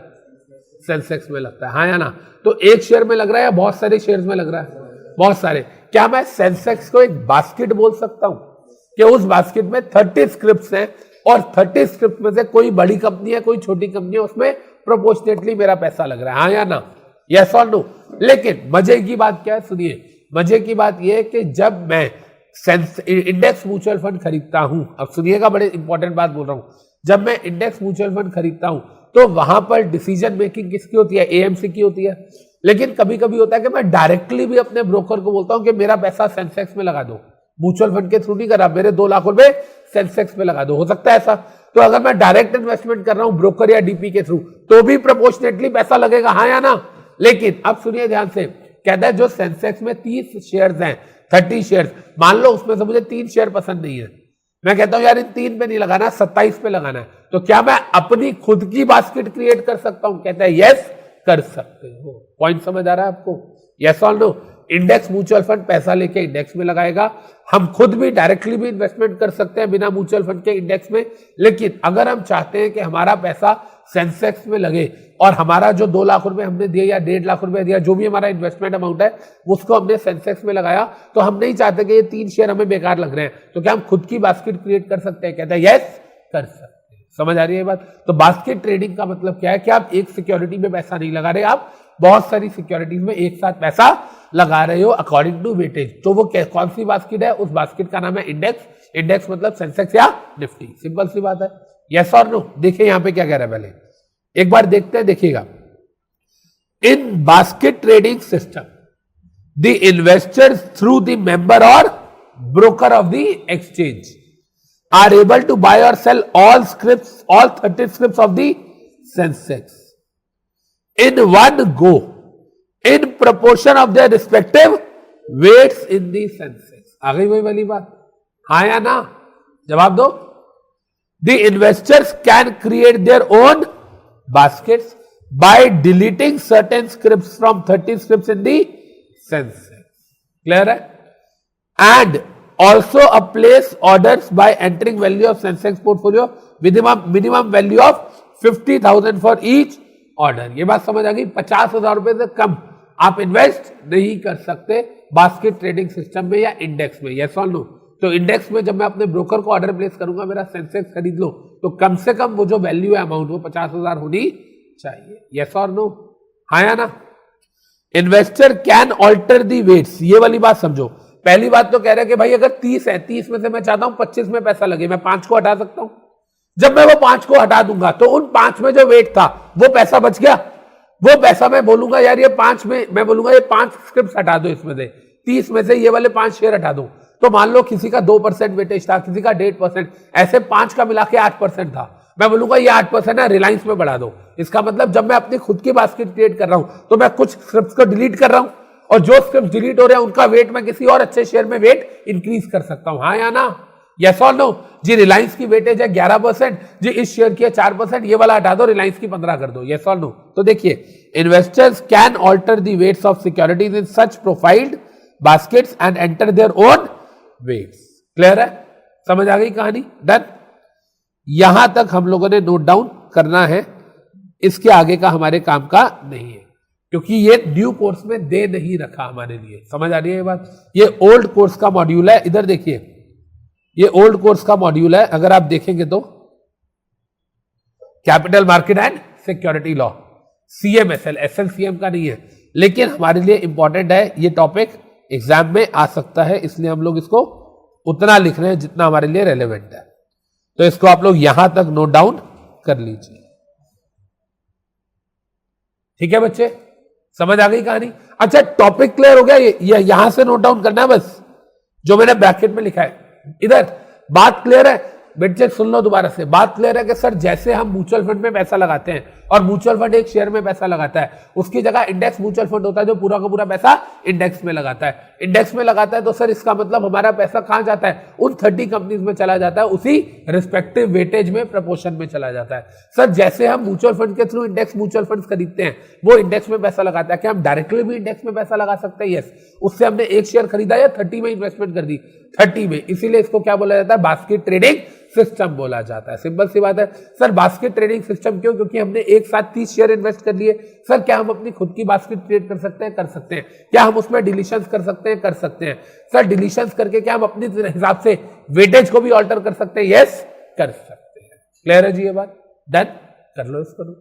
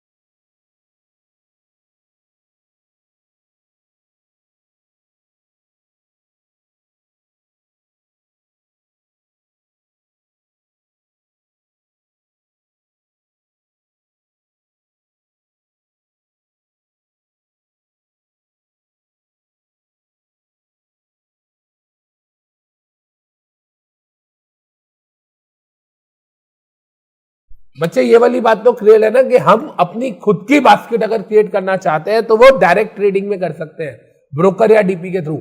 हम म्यूचुअल फंड में हमने पैसा लगाया, इंडेक्स म्यूचुअल फंड, वो आगे इन्वेस्ट कर रहा है, तो उसमें हम अपनी बास्केट क्रिएट नहीं कर सकते। याद है ना, म्यूचुअल फंड में इन्वेस्टर्स का डे टू डे कोई कंट्रोल नहीं होता। यस और नो?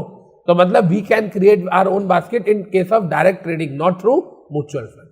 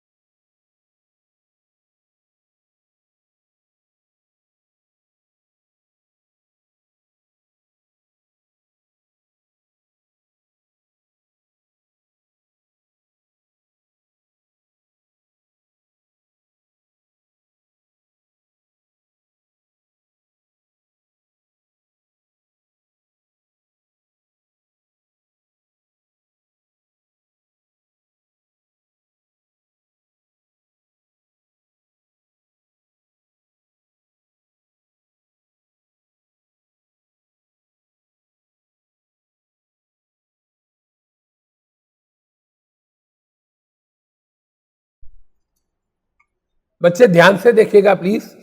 एक ना एक्चुअली मैं एक चीज समझाना चाह रहा हूं आपको और थोड़ा सा डर रहा हूं कि समझ आएगी कि नहीं आएगी। कोशिश कर रहा हूं, सुनना बड़े ध्यान से। कुछ रेलेवेंट है, कुछ एक्चुअली में बहुत अच्छी चीज है। हम बात कर रहे हैं इंडेक्स ट्रेडिंग की, राइट? हम इंडेक्स ट्रेडिंग की बात कर रहे हैं कि अमित सर हम सेंसेक्स या निफ्टी में बास्केट में पैसा लगाते हैं। मेरी बात को सुनना ध्यान से। अमित सर मैंने ना सेंसेक्स खरीदा 25,000 पॉइंट्स पे, ठीक है? मैंने सेंसेक्स खरीदा 25,000 पॉइंट्स पे, इसमें कोई डाउट? कल को सेंसेक्स बढ़ के हो गया 30,000 पॉइंट्स, इसमें कोई डाउट? क्लियर है?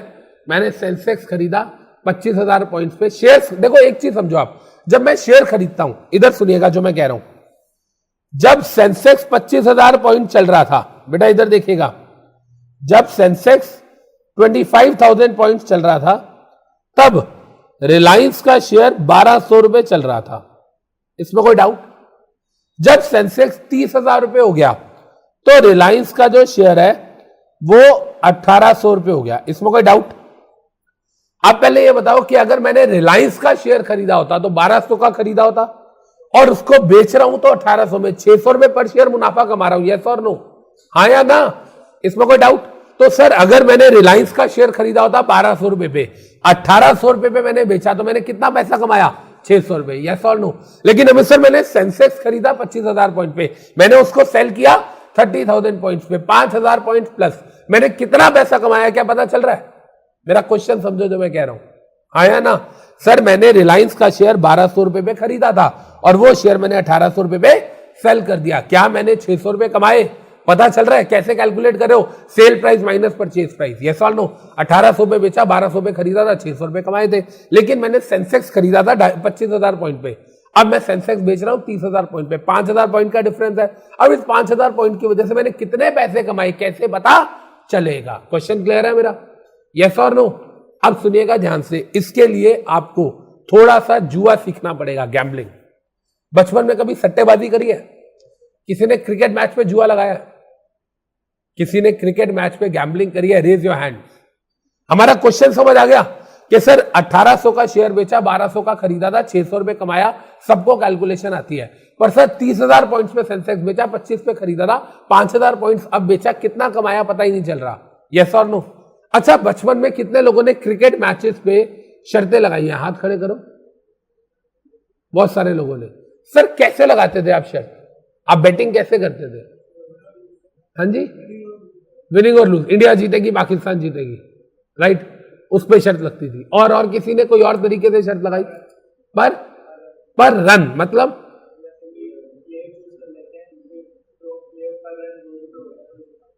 आपने लगाई है, कितना हारे कितना जीते? मेरी बात सुनना, जो इन्होंने कहा, बच्चे इधर, जो इन्होंने कहा वो समझते हैं। जब मैं बहुत छोटा था, 7th क्लास में था, तो पहली बार शर्त लगाना शुरू किया। I was in 7th standard. 7वीं से लेके 9th तक शर्तें लगाई। 9th में पापा को पता चल गया, जो मारा उन्होंने, उसके बाद कभी हिम्मत ही नहीं शर्त लगाने की। अब मेरी बात सुनना जो मैं कह रहा हूं, हम कैसे शर्त लगाते थे, मैं अपने जमाने की बात कर रहा हूं। 7 to 9th में था मैं, 13-14 साल का था, 12-13 साल का। भाई साहब, 2 दोस्त है, शर्त लगा रहे हैं। कैसे शर्त लगाते थे? टॉस करते थे कॉइन। मान लो मैंने बोला टेल्स आया। अब जब टेल्स आया, सुनिएगा इधर, जब टेल्स आया तो मैंने कहा मेरा प्लेयर सचिन तेंदुलकर। सामने वाले ने बोला मेरा सौरव गांगुली। मैंने कहा मेरा सईद अनवर। उसने बोला मेरा आमिर सोहेल। मैंने कहा मेरा शाहिद अफरीदी। उसने बोला मेरा मोइन खान। समझ रहे हो? मैंने कहा मेरा राहुल द्रविड़। उसने कहा मोहम्मद अजरुद्दीन। ऐसे 5 प्लेयर मैंने ले लिए, एक एक करके 5 उसने ले लिए, इसमें कोई डाउट? अब 1 रुपी पर रन की शर्त लगी। कितना? 1 रुपी पर रन। इसका मतलब कल जब इंडिया पाकिस्तान का मैच होगा तो मेरे 5 प्लेयर्स के टोटल रन देखे जाएंगे, आपके 5 प्लेयर्स के टोटल रन देखे जाएंगे। सिंपल। मेरे 5 प्लेयर्स ने मारे 150, आपके 5 प्लेयर्स ने मारे 200, 50 रन आपके जा रहा है। 1 रुपी पर रन की शर्त है तो मैं आपको 50 रुपए दे दूंगा, इसमें कोई डाउट? समझ आई कहानी? अब जो बड़े कजन्स होते थे, मेरे जो बड़े कजन, जिनको देख के मैं जुआ सीखा, वो लोग 5 रुपए पर रन लगाते थे। वो लोग 5 रुपए पर रन लगाते थे, तो मतलब वो भी ऐसी शर्त लगाते थे, 5 रुपए पर रन लगाते थे। मतलब एक छक्का अगर मैंने कोई प्लेयर ले रखा है और मेरे भाई ने भी ले रखा है, मतलब मैंने किसी और से शर्त लगाई है, बड़े भाई ने किसी और से लगाई है, एक प्लेयर हम दोनों ने ले रखा, उसने छक्का मारा, मेरे 6 रुपए आ गए, उसके 30 रुपए आ गए, यस और नो, हाँ या ना।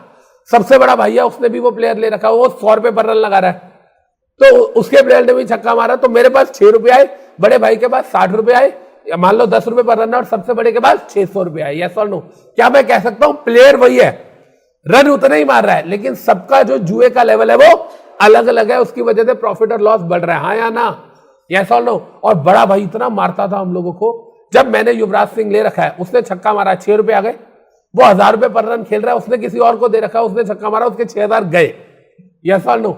युवराज सिंह ने सिक्सर मारा, हम नाच रहे हैं, भाई मार रहा है चपेड़े, बचपन की बात है, ज्वाइंट फैमिली होती थी ना, तब की बात है। तो कहने का मतलब क्या हुआ, क्या रन एक ही लेवल में बढ़ रहे हैं और फिर भी सबका रिस्क अलग अलग है, हाँ या ना, जवाब दो यार। उसी तरीके से ना सेंसेक्स में होता है, सुनिए ध्यान से इधर ऑल ऑफ यू। 25,000 पॉइंट पे मैंने सेंसेक्स खरीदा, तो एक चीज तो कंफर्म है कि अमित जी आपको ना इसमें 50 से मल्टीप्लाई करना पड़ेगा इंटू 50, फिर अमाउंट आएगा, उतना अमाउंट आपको इन्वेस्ट करना पड़ेगा। ये बात समझ आ रही है? मतलब मिनिमम इन्वेस्टमेंट क्या होती है, सेंसेक्स के पॉइंट इंटू ₹50, फिर जो वैल्यू आती है वो टोटल वैल्यू ऑफ इन्वेस्टमेंट होती है, ठीक है। अब एक बार 25,000 पॉइंट इंटू 50 करना, 12,50,000, और 30,000 इंटू 50 करना, कितना आया, 15 लाख। इसका मतलब माइनस कर दो तो 2.5 लाख रुपए का मेरा प्रॉफिट आ गया। ये बात समझ आई, यस और नो। अब कोई बड़ा जुआरी है तो वो इंटू 100 कर देगा, और बड़ा जुआरी है इंटू 1000 कर देगा, यस और नो। इसका मतलब सेंसेक्स तो वही 25,000 से 30,000 बढ़ा, लेकिन फिर भी क्या हर आदमी ने अलग अलग प्रॉफिट कमाया? यस, डिपेंड करता है उसने कितना लॉट, कितने रुपीस पर रन, कितने रुपीस पर पॉइंट लगाया था सेंसेक्स पे, यस और नो, हाँ या ना। देखो यहां पे लिखा हुआ है, to participate in this system the member broker need to indicate number of Sensex baskets to be bought और sold, where the value of one Sensex basket is arrived by multiplying 50 to prevailing Sensex। तो 19,000 का Sensex चल रहा है, मान लो मैंने 25,000 example लिया, कहता मान लो 19,000 पॉइंट्स में चल रहा है, 19,000 इंटू 50, ये मिनिमम इन्वेस्टमेंट आपकी आ गई, यस और नो।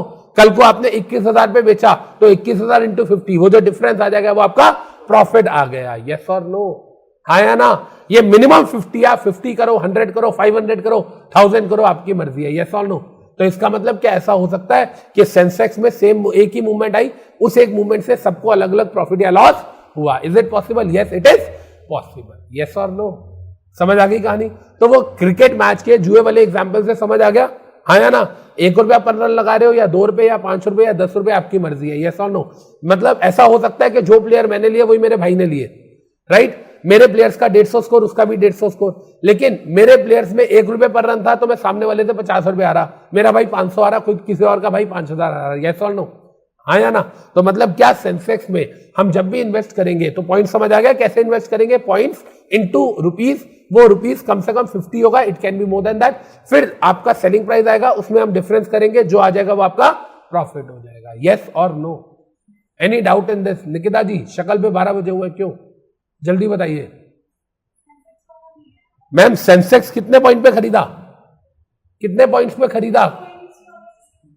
इतना पता है कि सेंसेक्स पॉइंट्स बेसिस पे होता है, हाँ या ना। पॉइंट वाला सिस्टम क्या है वो अभी नहीं बता सकता, अभी इतना पता है सेंसेक्स 400 पॉइंट ऊपर 400 पॉइंट नीचे न्यूज आती है, इतना तो पता है ना, अभी वो मान के चलना है आपने, right.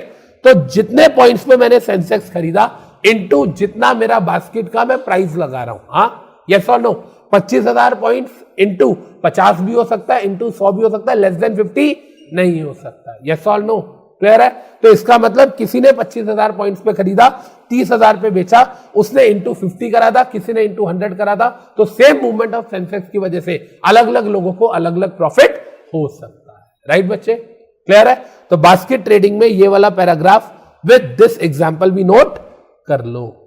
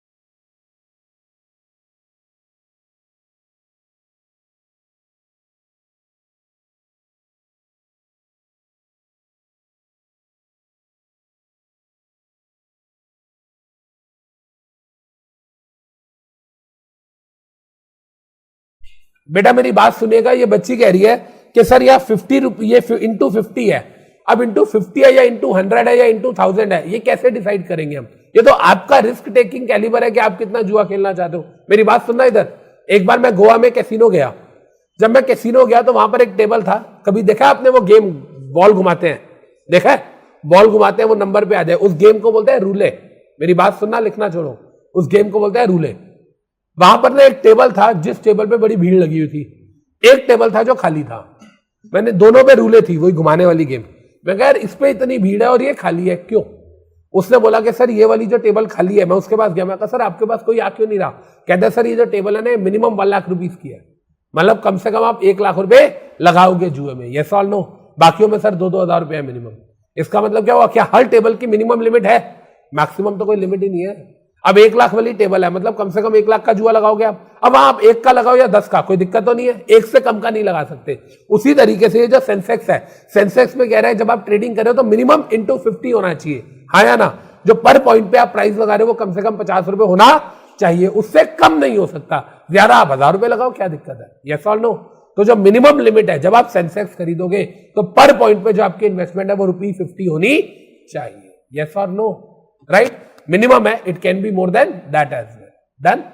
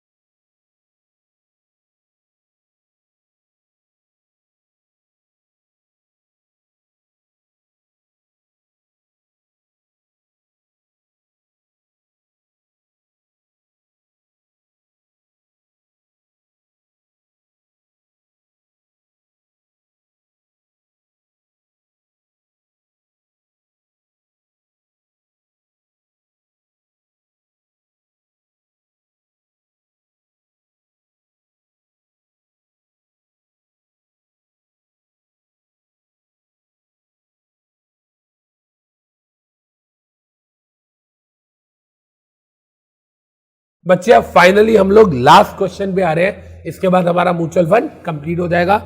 Last question, question number 20 हमारे मॉड्यूल के हिसाब से, व्हाट इज एनएवी?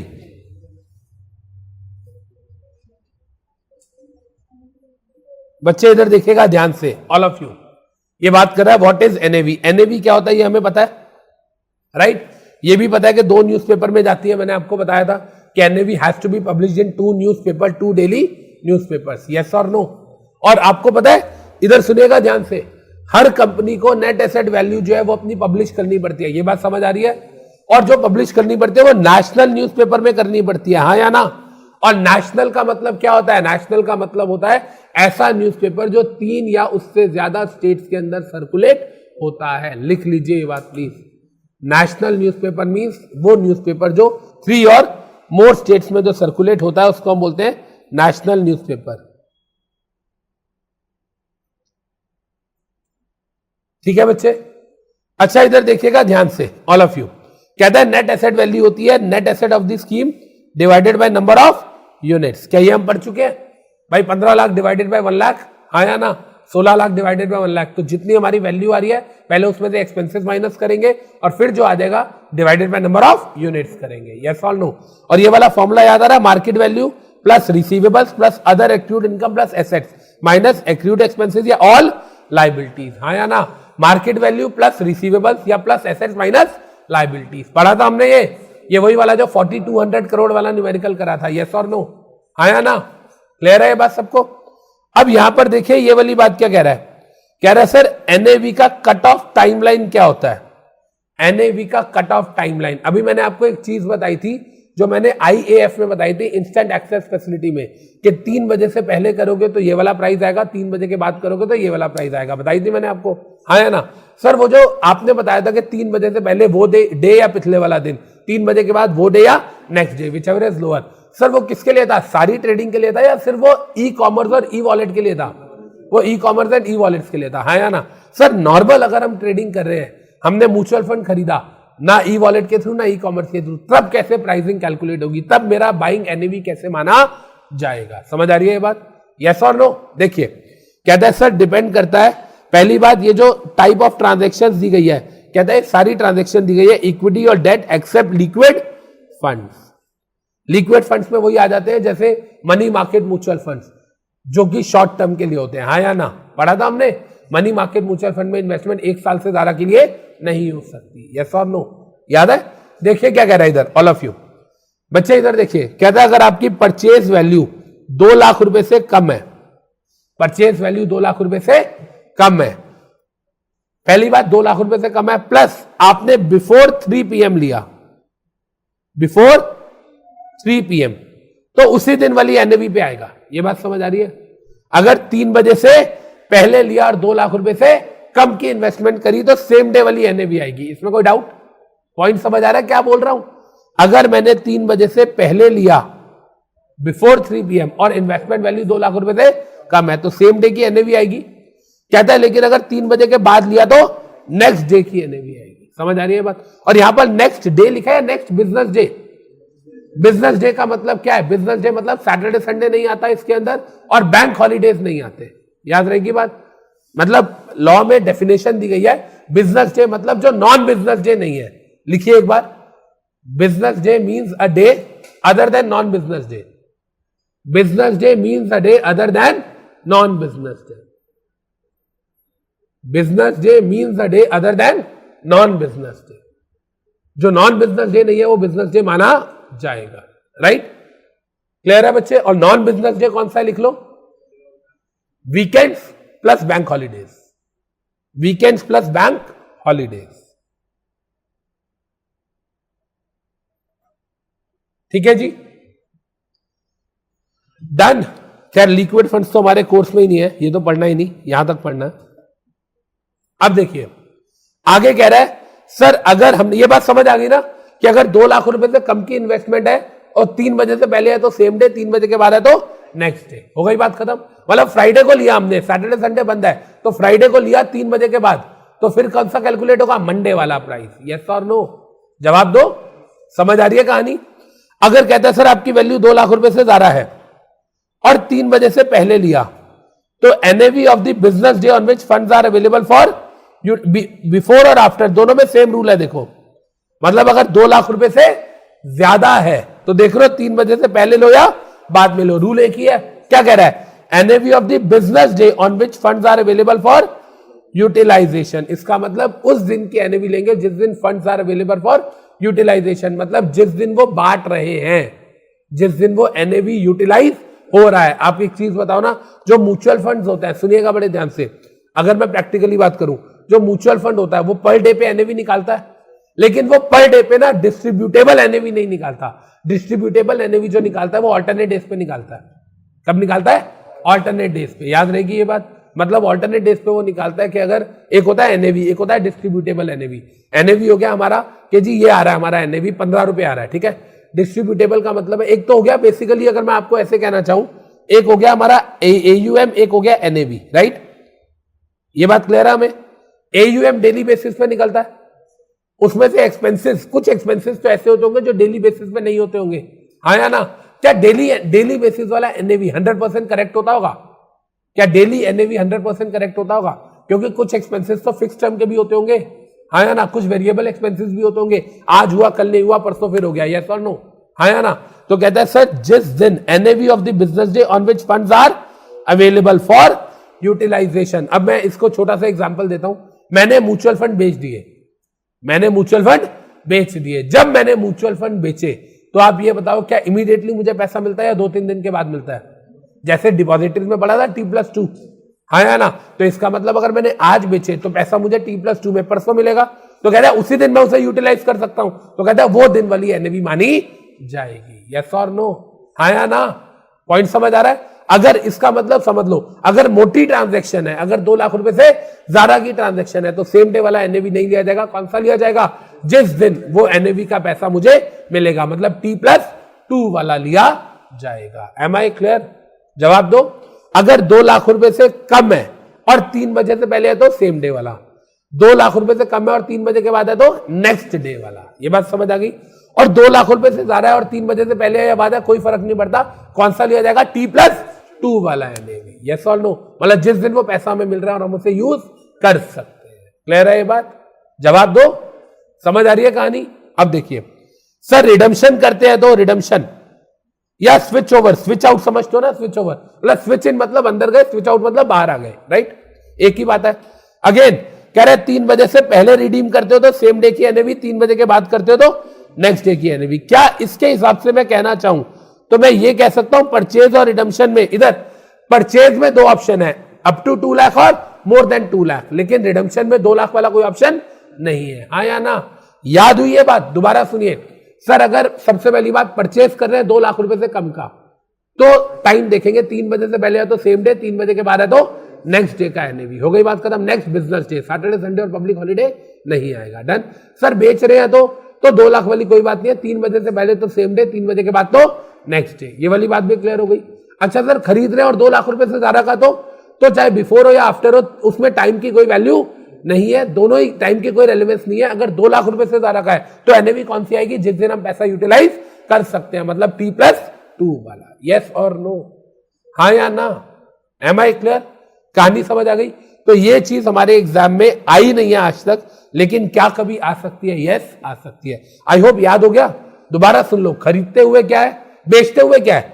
बेचते हुए सिंपल है, 3 बजे से पहले तो उस दिन का, 3 बजे के बाद तो अगले दिन का। खरीदते हुए क्या है? डिपेंड करता है सर 2 लाख, 2 लाख से कम है तो अप टू 2 लाख है तो 3 बजे से पहले सेम डे, 3 बजे के बाद next day. Sir more than 2 lakh है तो परचेज करते हुए, तो टाइम की कोई रेलेवेंस नहीं है, किस दिन का एनएवी लिया जाएगा? जिस दिन वो पैसा हमारे पास आएगा और हम उसे यूटिलाइज कर सकते हैं, मतलब T+2 ट्रांजैक्शन प्लस 2 दिन वाला जो होता है, उसी सिस्टम से फिर हमें उस दिन जो एनएवी होगा, हमने मान लो मंडे को बेचा और फ्राइडे को हमें पैसा मिलना है, तो जो फ्राइडे वाला एनएवी होगा वो उसको फाइनल एनएवी माना। मंडे को खरीदा तो वेंसडे, फ्राइडे कहां से आ गया? मंडे को खरीदा तो मंडे वाला दिन प्लस ट्यूसडे वाला दिन एंड फिर वेंसडे। याद है ना? T+2 पड़ा हुआ डिपॉजिटरी। फ्राइडे को खरीदा तो सेटलमेंट कब होती है? फ्राइडे को खरीदा तो सेटलमेंट कब होती है? फ्राइडे को खरीदा तो फ्राइडे वाला दिन, सैटरडे संडे बंद होता है। दूसरा कौन सा हो गया? Monday and then Tuesday. Clear है ना ये बात? याद है मैंने डिपॉजिटरीज में पढ़ा रखा है, इंट्राडे ट्रेडिंग और BTST के लिए आपको ऑप्शन दिया जाता है। हाँ या ना? राइट? एनी हाउ, याद हो गया? पक्का? यहां पर हमारा म्यूचुअल फंड का चैप्टर खत्म हो गया। फिर मिलेंगे नए चैप्टर के साथ। Thank you.